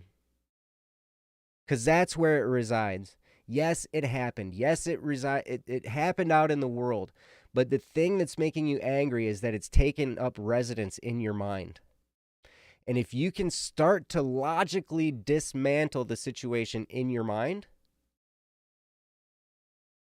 then after a while, it might take some time. That might be a complicated thing that might have a lot of different aspects to it that take some time, and you might have to take time chipping away at it, and it might take even years and therapy, maybe, like it might be a piece by piece process. And each piece might awaken its own set of emotions and its own set of, anger and all kinds of stuff. You might surface a whole bunch of stuff. But if you can make progress in dismantling it, eventually you're going to get to the point where it becomes a speed bump in your life. And it was just something you dealt with. And now you have a whole bunch of tools in your tool belt to help another person go through something similar and to help you when you inevitably hit another crummy situation in your life that makes you angry. Now you'll be better equipped. So, I want you to think, Saule, definitely about separating the anger, the sensation, the feeling, all that kind of stuff. Separate the anger from the event and understand that those are two different things. There's the thing that happened that needs to be resolved, and how you're thinking about it might need to be dismantled, and that might take some time. But then the anger is a separate thing, and all that is your body's response to take action. And you can use that feeling in anything. You can take it and you can make so many things better for yourself by taking action in productive ways I rather really like than that. destructive ways. Mm-hmm. So Yeah. that's kind of the stuff that I've learned, and I'm still learning this stuff. So my answer might change if you ask this again in 2 months, because that's something that my therapist and I are digging into on a regular basis. Like anger and dealing with it, because there's a lot of stuff. She's like, Joe, you should be angry. You have every right to be angry. It's not right that you made yourself unangry for so many years, that you buried it for so long. She's like, that wasn't right. And you have every reason to be angry, and you should be. And this is how we're going to deal with it. So, so it's an ongoing project, Mm. I guess. But anyway, so I don't know. That's my spiel. I'm going to turn it back over to Ryan. Did you have anything else? Not really. I know that Salah's got to get going, so I'm just gonna Mm-hmm. say this real quick. I really like what you said about recognizing anger is a whole different. It's not necessarily connected to the problem. Technically speaking, right? You have an emotion that might be because of something, but those two aren't one and the same. Like if you Mm-hmm. solve your anger, it doesn't mean you solve the problem, or if you solve the problem, it doesn't mean you solve the anger. Mm-hmm. You can literally, yeah, I mean, those are two separate entities, and you have to treat them as such. And I think that's important. Mm-hmm. Um, it's important to recognize that they are different entities, Mm-hmm. and that can be really helpful and useful tool to have under your belt to get you moving and your projects and stuff like that. I think that's great. Why not? Mm-hmm. Um, but yeah, cool. Yep. Nonviolent anger relievers, man. I will tell you what. Any form of exercise, any form of strenuous exercise. You could Yeah. even, if you've got some extra money, I don't know where you're at, but if you enroll yourself in a martial art, there are things you can do that, man, there is some good relief of anger that happens in different martial arts classes. I remember they had a kickboxing class that did, man, they would wear you out. Krav Maga would wear you out. In fact, that was part of what the training was. They would start. We would start every Krav Maga class. Krav Maga is an Israeli self defense martial art, right? And they were like, okay, we're gonna train you to be disoriented and exhausted and still fight your way out of a situation. And so they would make us do all this stuff that would make you exhausted and then make us dizzy, like spinning around in circles a bunch of times. And then all of a sudden, as soon as you're done spinning, somebody's punching at your face. And you gotta like swat them away and all this kind of crazy stuff. But yeah, that's definitely an option. Some kind of combat skills class can be a great productive stress reliever, self-defense, stuff like that. Yeah, But yeah, anyway, I like that. yeah, thank you, Saule, for the topic. And sorry if we talked a little bit long, but and I know you got to get going. But thank Mm-hmm. you, and thanks for letting us talk about it. Ooh, Mm-hmm. Portuguese sword training. That sounds cool. Yeah, I want to do that. That sounds fantastic. Oh If man. it's, I hope it's strenuous. Then that's a good way to get at your anger. Yeah, Mm-hmm. practice that. Yep. Practice it. The teacher will be like, "How are you so good?" You'll be like, "Well, I practice a lot because I get angry a Yeah. lot." And you can use your anger to make yourself be focused. I found that in martial arts, especially when it was doing forms. Each Mm, form had to be just like perfectly, positioned. And when we were doing like sword forms or different weapons forms and stuff like that. But when you take all of that pent up anger and you just laser focus that's it a lot. into what you're doing, you will like nail each one of your moves. 5 foot 4 inches tall. It's Yeah, it's almost as quite tall as long. me. Holy cow. Yeah. That is Wow, that that sounds is cool, a man. that is a Sounds great super sword. cool. Yeah. But anyway, thank you, Saule. You are awesome. Thank you for being here on the show as much as you Yeah. are. Thank you for all the things you do behind the scenes. And Yeah, you're thank such a you for gift. being here. You're awesome. Yeah. Um so oh yes, Jono. Good, good. Not ideal when you're fighting people. Don't vent your anger while sparring. Hmm. Yep. Fair. Yep. Vent Vent it it on the on the punching bag. bag. Yeah. Mm-hmm. Mhm. Absolutely. Absolutely. Yeah. You get kicked out of class if you lose control when you're Oh, sparring. yeah. Yeah, Yeah, don't get that angry where you lose control. Mhm. because they know That's called raging. they can tell when you're angry or not. But Oh, yeah. It's visible. I don't know. I think we should do one more topic. What do you think, Ryan? Yeah, yeah. I mean, honestly, we didn't start the first topic until like 8:20. Mm-hmm. So, let's do another one. It's okay to give a little kiss while sparring.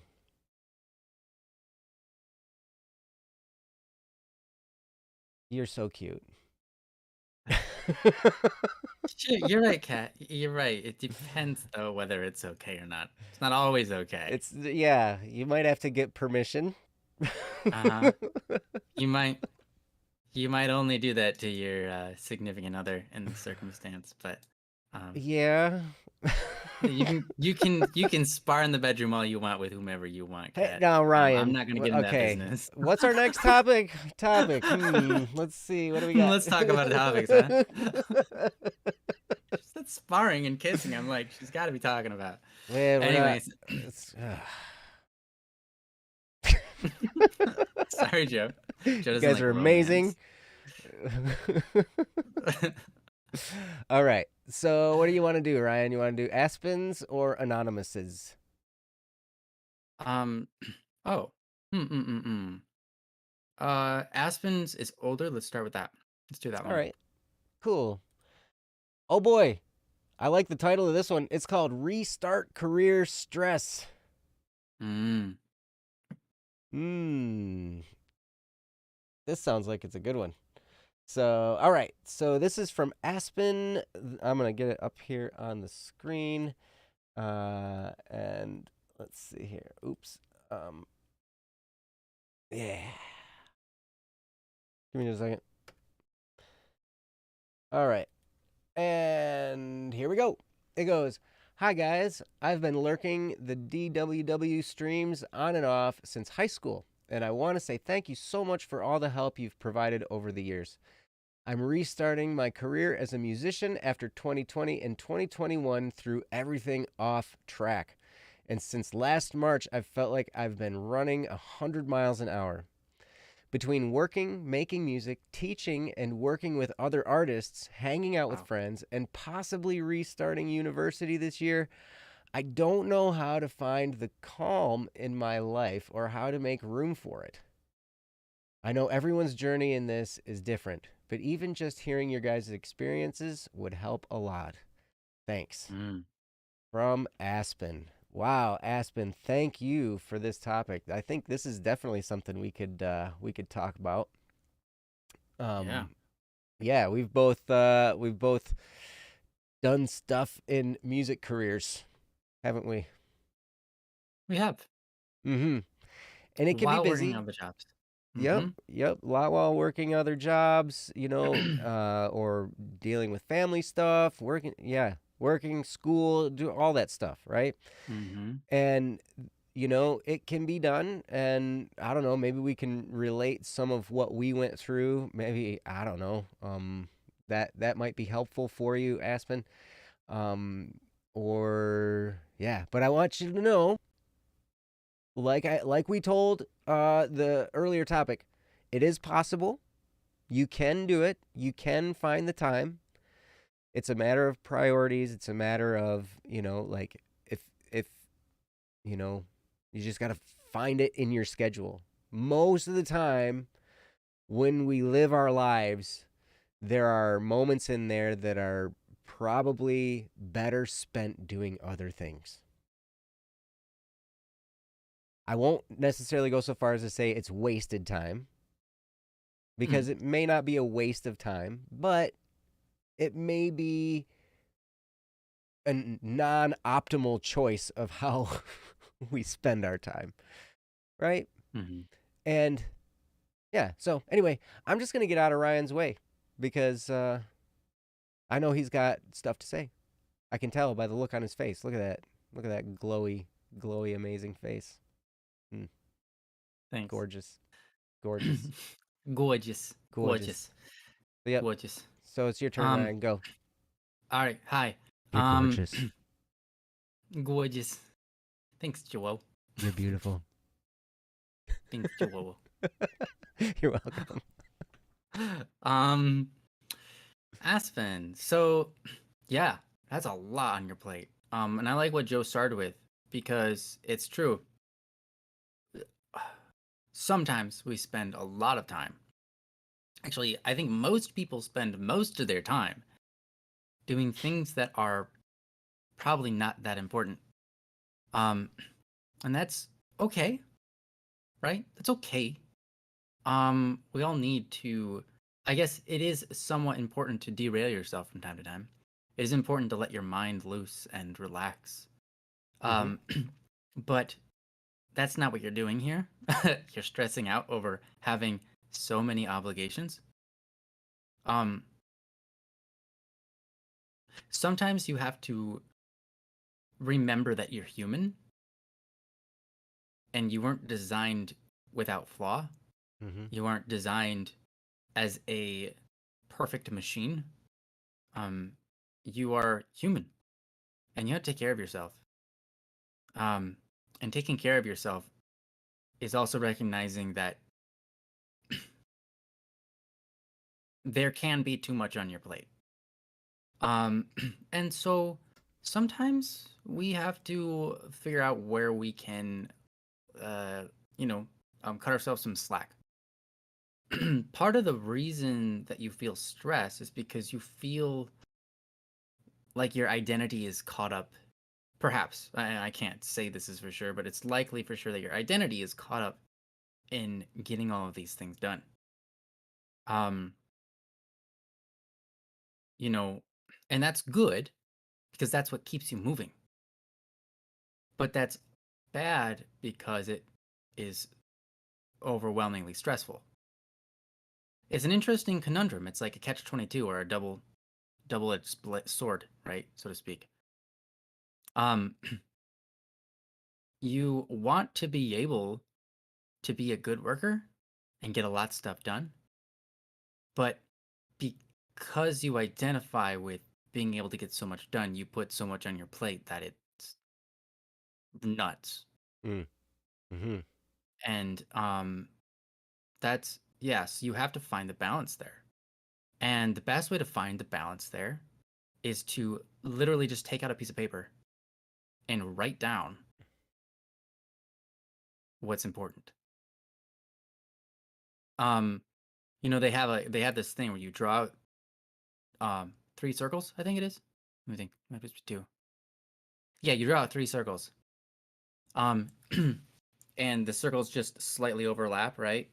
Like that, you know?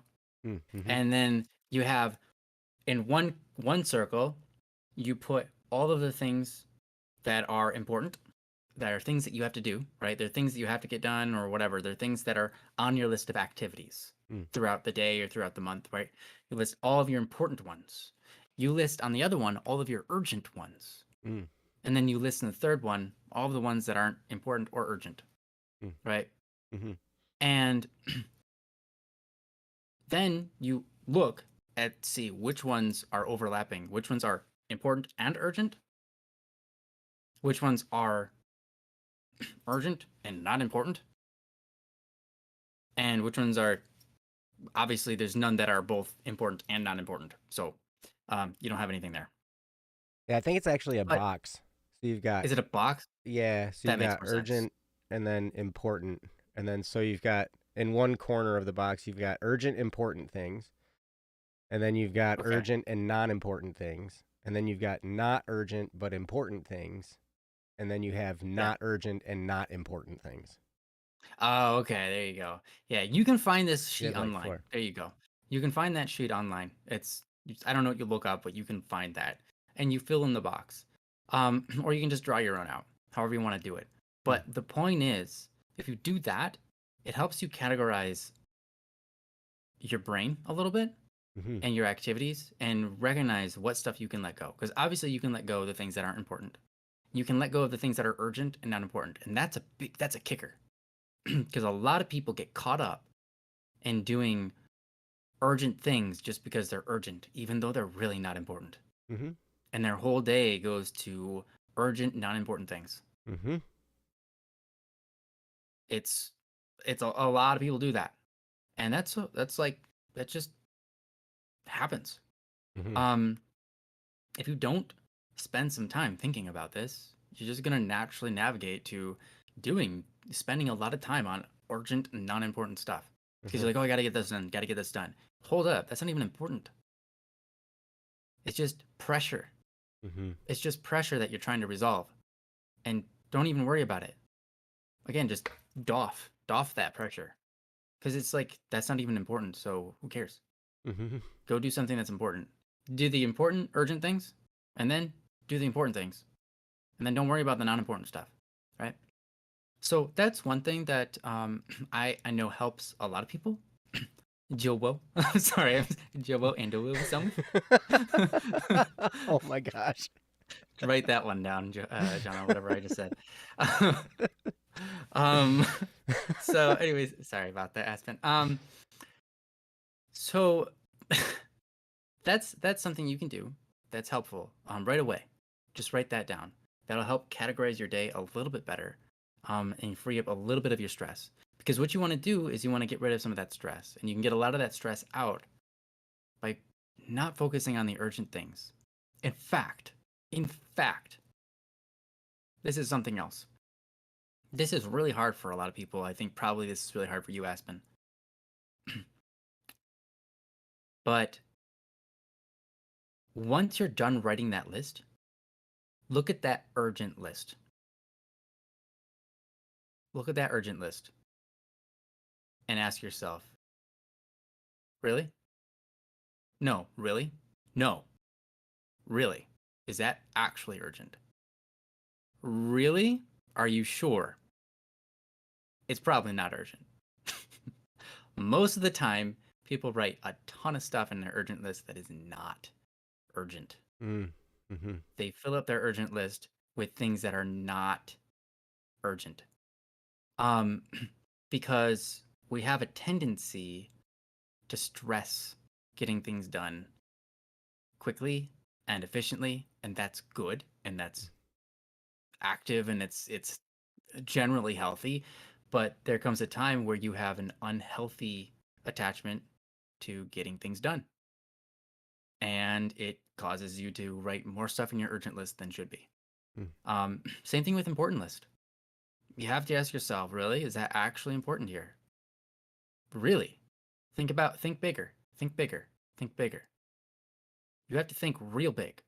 Because when we're talking about important, we're talking about like life in the grand scheme sometimes here, right? And so sometimes we have to reevaluate that important list. So if you look at your urgent list and you're like, really, really, really, is that okay? Yeah, no, these things check out. All right, now move on to your important list. Do all those things actually check out in the grand scheme of things? Think about your life in whole.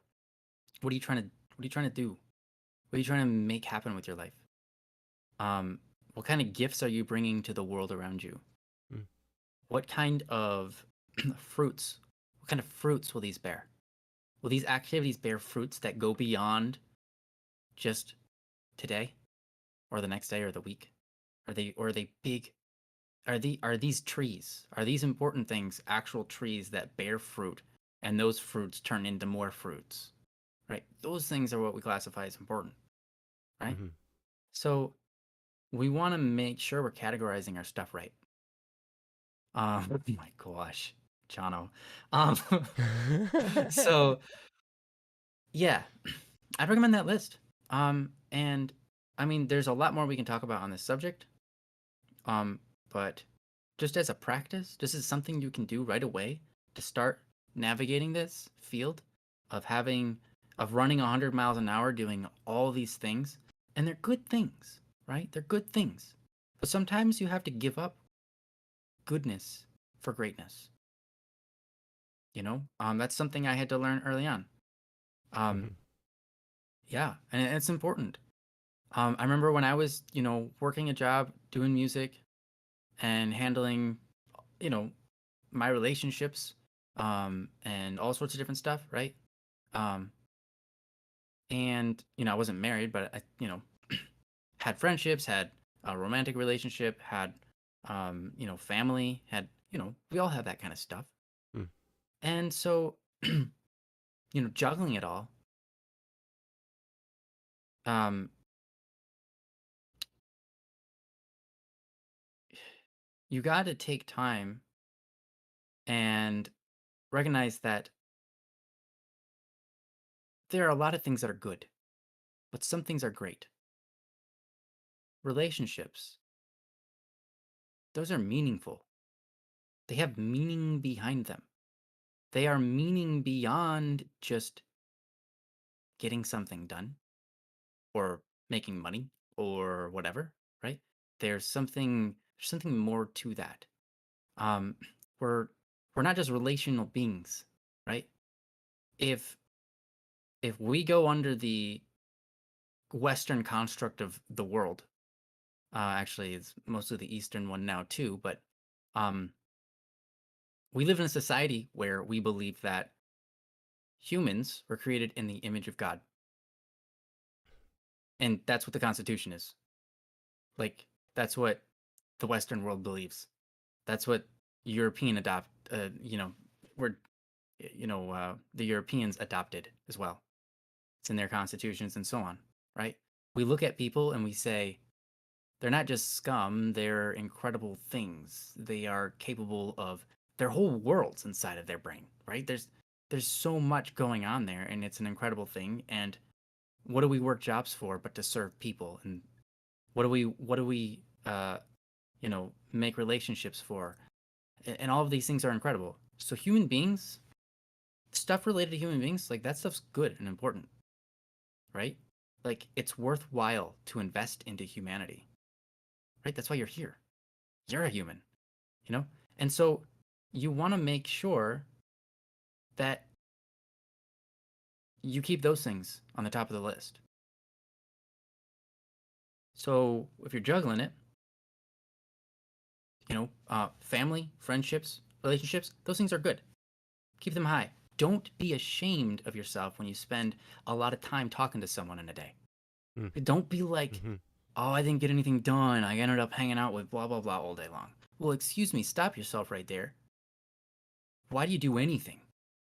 You think this activity that you're going to do is more important than that human being? You need to shut yourself up because that is not the case, right? If you ever hear yourself saying those things, talk to yourself about that Mm. because what are you doing that action for? Ultimately, the end of that action is what?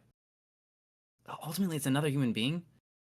So either way, you're dealing with a human being, probably, right? If it's work related, well, it's helping someone, probably. If it's not work related, if it's just to get money for yourself, well, then that's selfish. Look at your activities and identify their order of importance. Mm-hmm. Um, and so, yeah, I think that for me is really helpful. And by recognizing like spending time with people is legitimately important, helps me to calm down and relax about my life a little bit and go, you know what?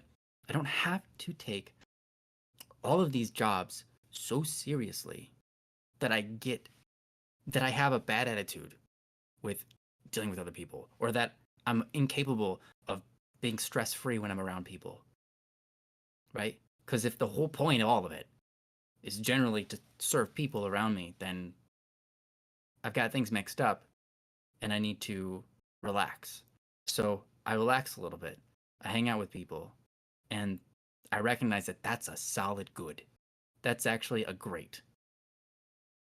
But when you can look at your list and you say, this is a good thing, no, this is a great thing, blah, blah, blah, you have to, I'm getting roasted. Sanyansai, I love you. Um, Roasted. uh, yeah, when you look, sometimes, again, you have to sacrifice the good for the great. So sometimes you got to look at yourself and you have to see, is this activity just good? It's good. Yeah, it's a good thing. But is it getting in the way of something great? Is it getting in the way of something great? Um, if yeah, then it's okay to throw away the good things. You know, most of the time when we're dealing with like the sin of addictions and stuff like that in humanity, generally those like if we're doing fasting, for example, Joe and I do fasting, right? We don't fast from something that's bad. We don't abstain from something that's bad for us. We should be doing that already. Like that's obvious. Like Yeah, but that's not any fun though. yeah, that's true. We abstain, we try to abstain something that's good for us, right? Um Yeah. entertainment is good. Obviously, too much of it is unhealthy, but you can have a fast of entertainment. Entertainment is good for you.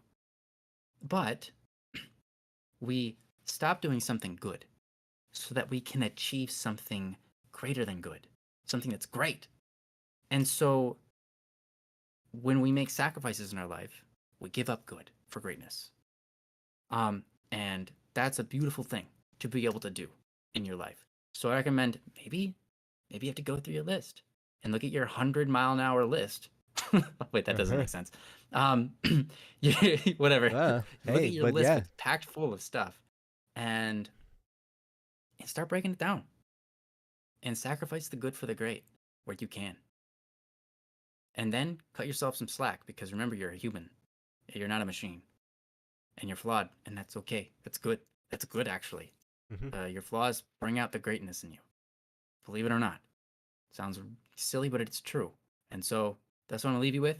And I'm going to give it over to Joe. Oh boy. I'm nervous. Uh-oh. Sorry. You're making me It's a nervous, one. Ryan. You know, you're Joe won't absolutely. know. Made this a one no voice. um. Yeah. So this is from Aspen. Yeah, Aspen. I would get good at asking one question of myself as I'm looking at my list, like Ryan was just talking about. I love what you were getting at, Ryan. I think that's awesome, and I love how you broke down the priorities. I think that's spot on, with one exception, but Go for it. I'll dig into that. Yeah. And that's just because of where I'm at. But Mm-hmm. but I would, so you say on your topic, between working, making music, teaching, and working with other artists, hanging out with friends, possibly restarting university this year, I don't know how to find the calm or how to make room for it. Okay. Get good at asking yourself why. Why am I doing this? Why am I planning on doing this? You can even ask, why are you planning on um, starting your music career again? Why? Because it's important to you, I would guess. You know, and you can even ask, why is it important? And maybe it's this you've got to do it with your life. Like, I mean, if you're like me, that's kind of where I kept coming back. I changed my major in college so many times and always came back to some kind of music performance or music composition or music, whatever it was. I always came back to music. I majored in media technology, communications, and, like all kinds of stuff, right? And ended up always coming back to music. And that says something. And then even as I got older, and then I stopped going to college, and I got a job at a music store, and I got into doing that, and then I had a career position as a repair technician at that music store, and all these different things. I kept coming back to playing music, to performing, to recording, to doing all these things, right? It just was something that I could not stop doing for long. And so then you can ask questions, well, why am I thinking about restarting university? What's the reason for that? And that would be something that I would ask very seriously. Why am I thinking about going to university? And from my perspective, now this perspective is not everyone's, but from my perspective, I'm like, okay, going to university costs money and takes a lot of time and effort. What's the end result of that? If it's the career that I'm shooting for, if the end result of me going to university is the career that I'm shooting for, and there are careers that you got to go get a degree, and maybe you have to get advanced degrees, and you go through that. And if that's the path to what you want to do, then definitely do it. But if it's the path to something to fall back on, I would not necessarily recommend that. That's going to be something controversial. Parents are going to hate me. But if you're going to college or university or whatever for a fallback career, what happens is if you follow it and you complete it. Now, that's why I went to college. I went to college because I was trying to make the people that I had that I held with authority over me, that they said, well, you ought to get a degree so you have something to fall back on. And what that led to was not happiness. It leads to frustration. It leads to, why the heck am I doing this? You start asking yourself all these questions, and then you start getting freaked out with yourself, and you're like, and you're divided, and like, oh, it's just crazy. I'm like living inconsistently with myself. And for me, I'm the type of personality that's an idealist, and so I have a very, when I decide that this is the right path, then it's the right path forever. Right? Sure. And if it doesn't line up, then something's off, and it's frustrating. So because if you're going to university for the career you want, then it's worth the investment. If you're going to university for something to fall back on, you're going to end up, if you follow that course, you're going to fall back on that. You're going to end up in that, and it's going to take up your whole life, and then you're going to have trouble figuring out how to do the music career. There's going to be all kinds of things that take up your time. And then also, here's another thing. If I could go back and change something, I would have stayed single.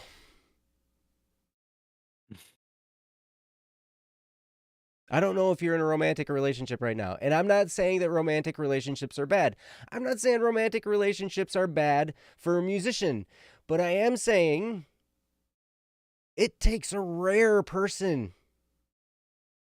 I think in anything, especially if you're going against the grain, like in a music profession, because it takes time to build up and you don't see results right away. And it takes time to release enough stuff to get enough eyeballs and ears listening to your stuff, to get to the point where you finally start making a living.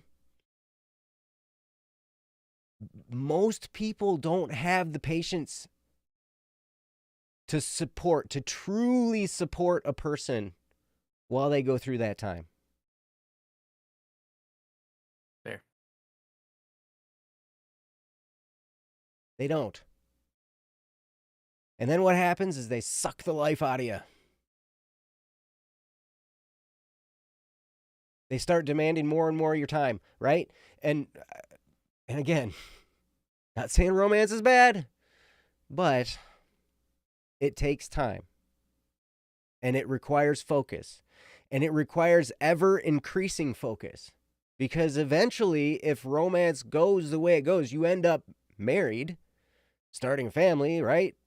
That's kind of like the track that you're on in romance, right? It moves toward that committed relationship, which means more and more sharing of your life together, blending of your life together, giving your life to this other person.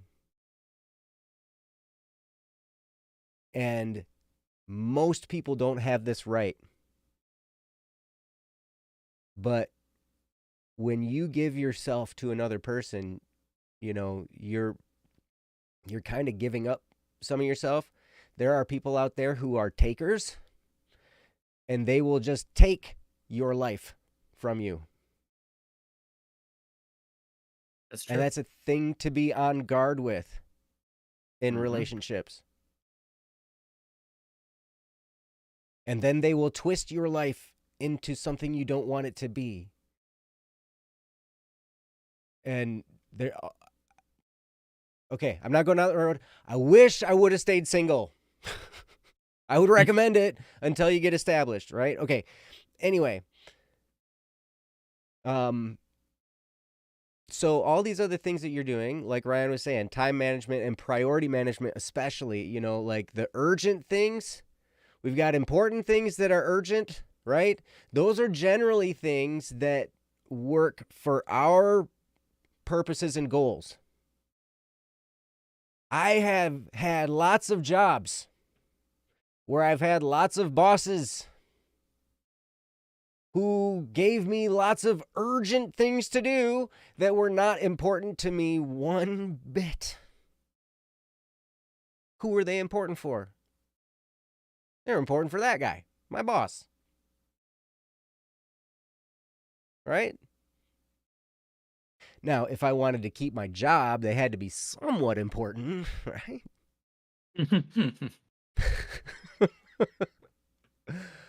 But, you know, I mean, so, you know, we're getting into this urgent and important things. We spend a lot of our time in that urgent but not important phase because that's what's barking at us all the time. Somebody else is telling us what needs to be done, and it's urgent. It has to be done right now. And we also spend a lot of time, you know, we can move into the not urgent and not important quadrant, right? Where it's just, we're just mindlessly entertaining ourselves for way too long. We're not doing anything productive. We're just, you know, whatever, you know, or we can get into really bad habits and addictions like Ryan was talking about. Here's where your career as a musician lies. It's in the important but not urgent category. That's where to put. Did you mention this? Did I phase out when you were talking about this? No. Okay. Go on. Okay. Because I was in the chat too. You know, I was. Yeah, I was gonna. I derailed myself. I was gonna talk about my experience as a musician, also working jobs and stuff, but I derailed myself into something else, and I forgot how to get back on track. But yeah, go. Gotcha. The things to move your music career forward. If moving your music career forward is important to you, it's important to do those things. But the thing is none of those things are urgent. Unless you impose urgency on them yourself. And that takes discipline. Right. Right? So to be in that important but not urgent category, that's where most of the tasks are going to reside. Now, here's all it's going to take. It really isn't going to take a lot of time, out of your day, but it will take consistency day after day after day after day after day. Now, you don't have to do it 7 days a week. You can take a day off or maybe 2 days off or whatever. But even if you throw in, it depends on what you want to do. If you can throw in 30 minutes 5 days a week, you can make it. If you can throw in an hour 6 days a week, you can make it. If you can throw in 15 minutes a day 5 days a week, you can make it. As long as those 15 minutes you are focused and determined on what you're going to do, and you have that goal in mind of what you're striving to, what are you trying to accomplish with this task? If you're focused there for that little bit of time, and you do that little bit of time consistently, you can get there. And what happens is you might start with that 15 minutes. And if you're going to start enjoying this, you're going to start having fun. And so then you're going to like make it 30 minutes. And then you're going to make it an hour. And then you're going to be like, man, why am I spending this extra time, watching Netflix or, whatever. Mm-hmm. And, like, man, I could be doing this instead. And then, it starts to build and it starts to grow. And before you know it, it's like, oh my gosh, now Mm-hmm. something's actually happening. We're actually moving the ball forward, and it's cool. But, it's crazy. But I'll tell you that, most of the things that you're going to do aren't going to feel urgent, but they are important. And so if you can just find in your day a little block of time every day, well, not 7 days a week. I would highly recommend a day to rest. Yeah. But even just a little bit of time amidst all of your other stuff, but consistently, and don't stop, you can make it. I promise. So anyway, yeah, that's what I got. Ryan? I can talk a little bit more about my experiences, and I'll try to keep it short. Yeah. Yeah. Honestly, what Joe said is right, because here's what I did. I was working, and it took. I'm gonna be honest with you. It took 9 years before I ever became. Before I ever got to a position where I was pulling in enough money to theoretically quit my job, right? At basically a minimum wage, right? So, first thing, obviously, good economics is important. Don't just spend money where you don't need it. Mm-hmm. So bearing that whole lecture, what I did was I would work. I'd come home at the end of the day, and I just work on music for couple hours for me. But maybe you don't have that much time. 15 minutes is great. And then, because sometimes that's what it was for me. I'd come home and I'd be like, wow, I literally have to go to bed in 10 minutes. Well, I got 10 minutes. I'd open up my project and I'd work on it for 10 minutes. I'd probably work on it for an hour. And then I'd go to bed later than I wanted to. And I'd be tired the next day, but then I'd still come home and work on music. And I did that for like 9 years. Well, kind of. It was a little bit off and on. It wasn't perfectly executed, but it was executed with pretty good accuracy. And and eventually you got what you listen to my music, you got what you got. And did it take a long time? Sure. But the point was that I made time for it. And you're just going to have to do that. You're going to have to make time for it. And you can't make time for it if you don't have time to spare. So you need to be able to find where your time is or make time by giving up other goods. And that's okay. You can do that. Um, so yeah, I mean, it sounds simple, and it really is. It really is. You wanna start your music career? It might take a while. If you're doing all these other things and your music isn't pulling in the money for you to survive without doing these other things, right? Yeah, it's gonna take a while, but you just work it. Hmm. You can spend time doing research at like what's gonna be successful for you, what's gonna make you the most money, and go for that. Yeah, you can do that for sure. I mean, it's not that hard. If I wanted to make more money with music, I mean, I think I could. You just got to I put don't out even have to more. research much. I just have to put out more, and then I Hmm. also have to do anime memes if I want, right? That's why Because we're that's my putting out target audience, for a living. right? Um, yeah. And so if you're like if you wanna go quick, go fast, you know, do a little bit of research, get a game plan, consider what's gonna be successful, what's gonna be like a lasting like musical idea, a novel idea. Start chunking away, whatever. Start going at it. Just a couple minutes a day, if that's all you got. But anyhow, nice and simple. Um, and yeah, another thing that's important, like Joe said, I think taking one day off is really helpful. Hmm. And I want to tell you something. You said this. Um, Let me see. Where are the words? Um, I don't know how to find the calm in my life or how to make room for it. Okay, what I want you to do, this is going to sound crazy. If you're not religious, I'm sorry. But what I would do if I was in your position is I would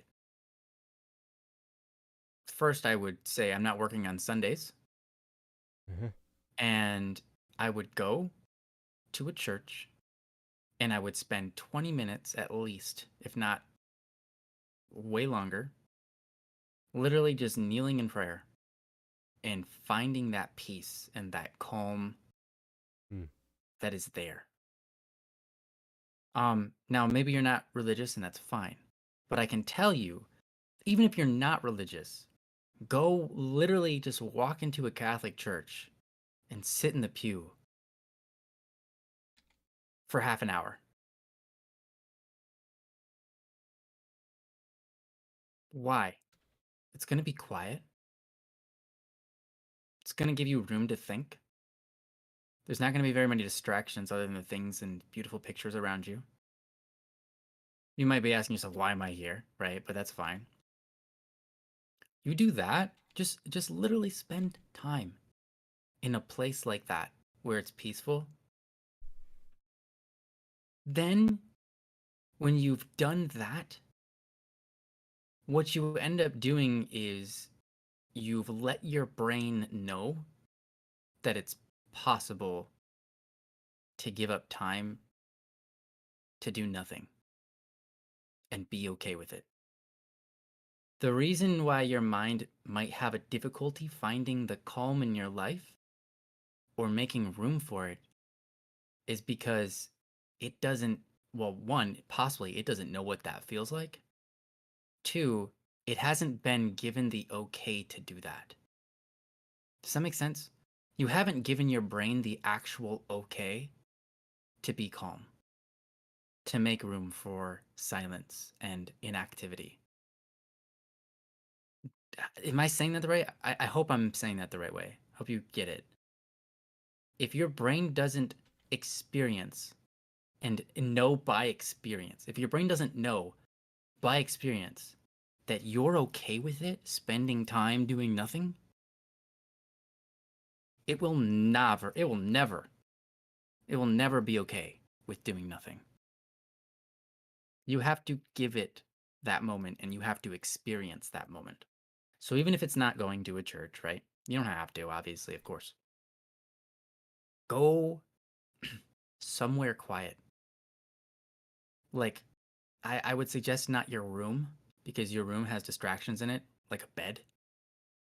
Um, go somewhere quiet where you're awake and you're doing literally nothing with your time.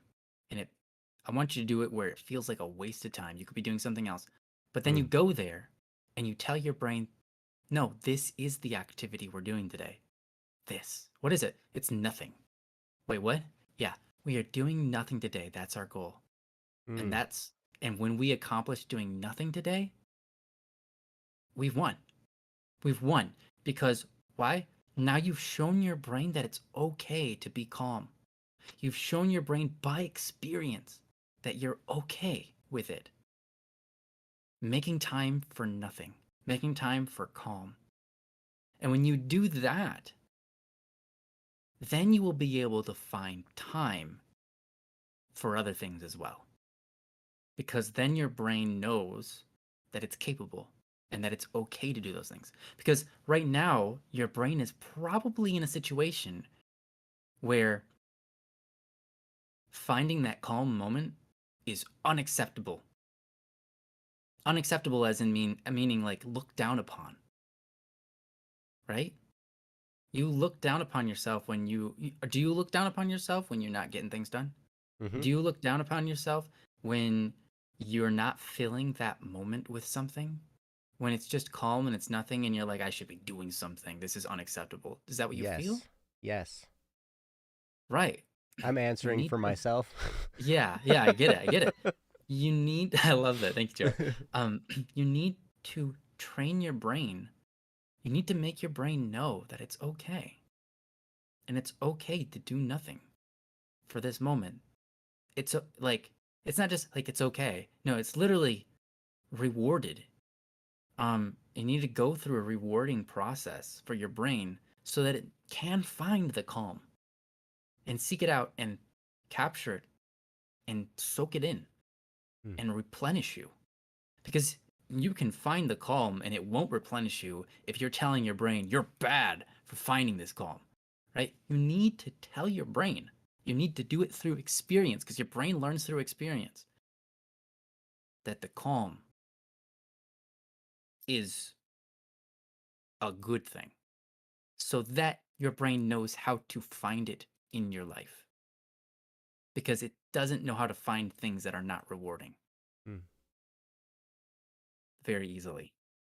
Mm-hmm. Your brain again, your brain wants something good out of everything. It's a natural human instinct. It's going to search. Your brain is constantly searching, but it's not going to purposely search for something that you think is unacceptable, an unacceptable amount of like place to spend time.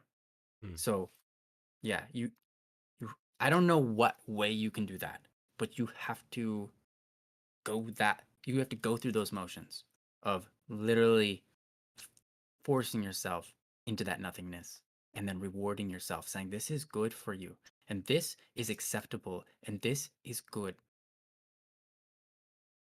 Let's be here for a time and then move on, right? You don't want to stay there forever. And you don't want to train your brain to go to the extreme where that's all you seek, right? Obviously, you don't want to go too far with that. But you want to train your brain to be able to look for the calm and to be able to find the calm where it's at Mm-hmm. and to be able to soak the calm in at its fullest value rather than finding that calm and then tearing it to pieces because your mind is going 100 miles an hour and it can't stop. Mm. I know way too many people like that. I know a Mm-hmm. lot of people like that. Whenever the calm comes to them, they just ruin it because their brain is so set on ruining that moment because their brain hasn't come to understand that that's a good thing for them and that brain hasn't been rewarded with, hey, no, good job, pat on the brain.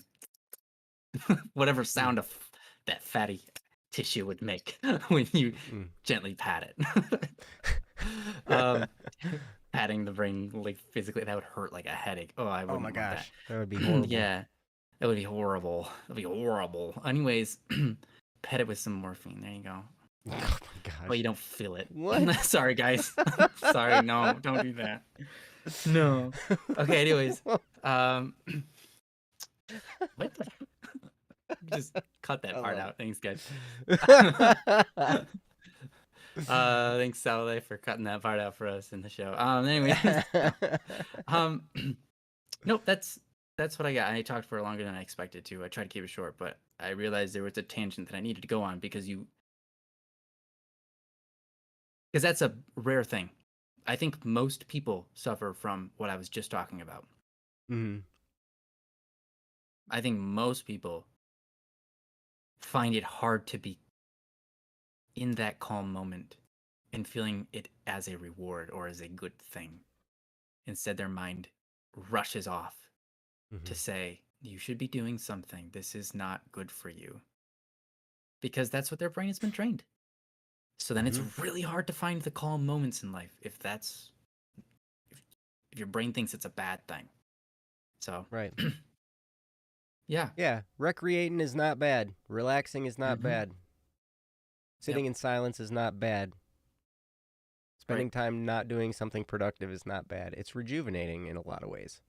Oh yeah, for sure. For sure. Mhm. So, Mm-hmm. yes. So Aspen, if you would like, you're more than welcome. And this goes for anybody in the chat too. If you want to reach out to us, you can on Discord. Mm-hmm. I am pleb6992. Ryan And is I'm static P. What? static P number 4545. Yeah, That's a actually, static dash P, by the way. I'll yeah. just type it. I'll put it in the chat. Actually, that's what I'm gonna do. You do that. I'm gonna do You that. do it. Yeah, you can reach out Do it. to us on Discord like that. We would love to hear from you, and we would love to talk to you more about this. And you know, you're awesome.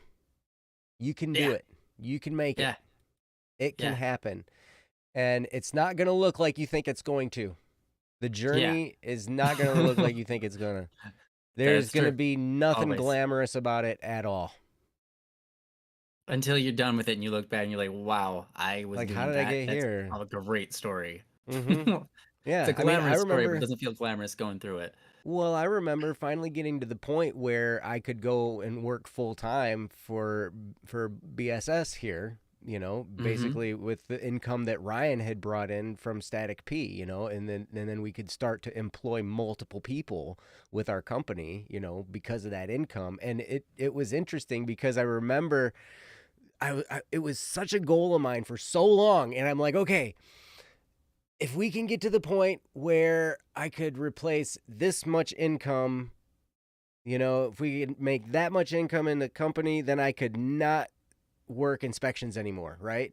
And then that number kind of went down and down and down and down and down, and then by the time this was all happening, my divorce was happening, and so then it was kind of just like, okay, what are you gonna need to pay your bills, to pay your child support, and whatever, and come up with that number, and then put that number out there, and we gave all the numbers to Ryan's brother Kyle, and he crunched them for like a week or whatever, and he was like, "Yeah, I think you're done being an inspector." And that was such a great day.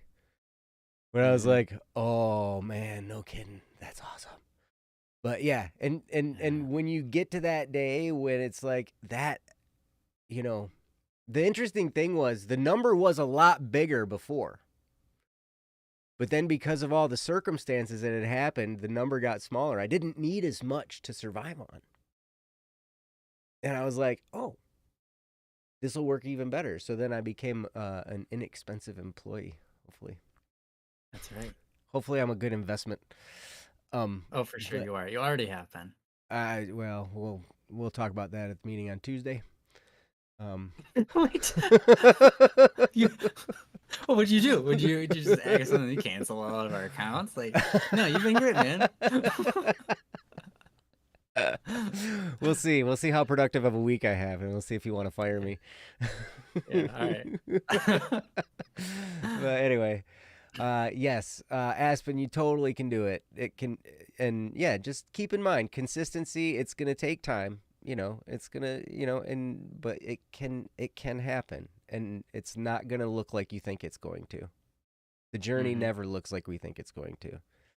No, You know, it shows never. up in overalls and it looks like work. That's the problem, right? Mm-hmm. Like, because we got to work at it. and Mhm. then we work long enough and we do stuff that might seem unrelated, and then stuff starts to come to fruition, and it's really cool. But Oh no. I did. Oh my gosh. Um. So Same anyway, thank here. you so much for the topic, and thank you guys for being here. We spent a little extra time with you guys tonight, and it was a lot of fun. I'm glad we were able Mm-hmm. to do it. I'm glad you guys were able to stay. Yeah. And thanks for sticking Um. around. Yeah. Wow. Mm-hmm. Yep. It's been great to hang out with you guys. And again, if you want to send us a topic to talk about on the show, you can go to don'tworrywednesday.com, click the submit a topic button, and fill that out, and we would be happy to do your topic. And yeah, you guys are amazing. Until next Wednesday when we are here again, have a wonderful, wonderful week, a wonderful life, and understand that we love you. You guys are awesome. And we think the world of you. And that's why we do this show. We look forward to spending Mm-hmm. this time with you. So Yeah. come back next Wednesday so we can hang out with you again. And Mm-hmm. until then, we love you and we'll talk to you soon. Take care, All you right. guys. Bye now. Peace.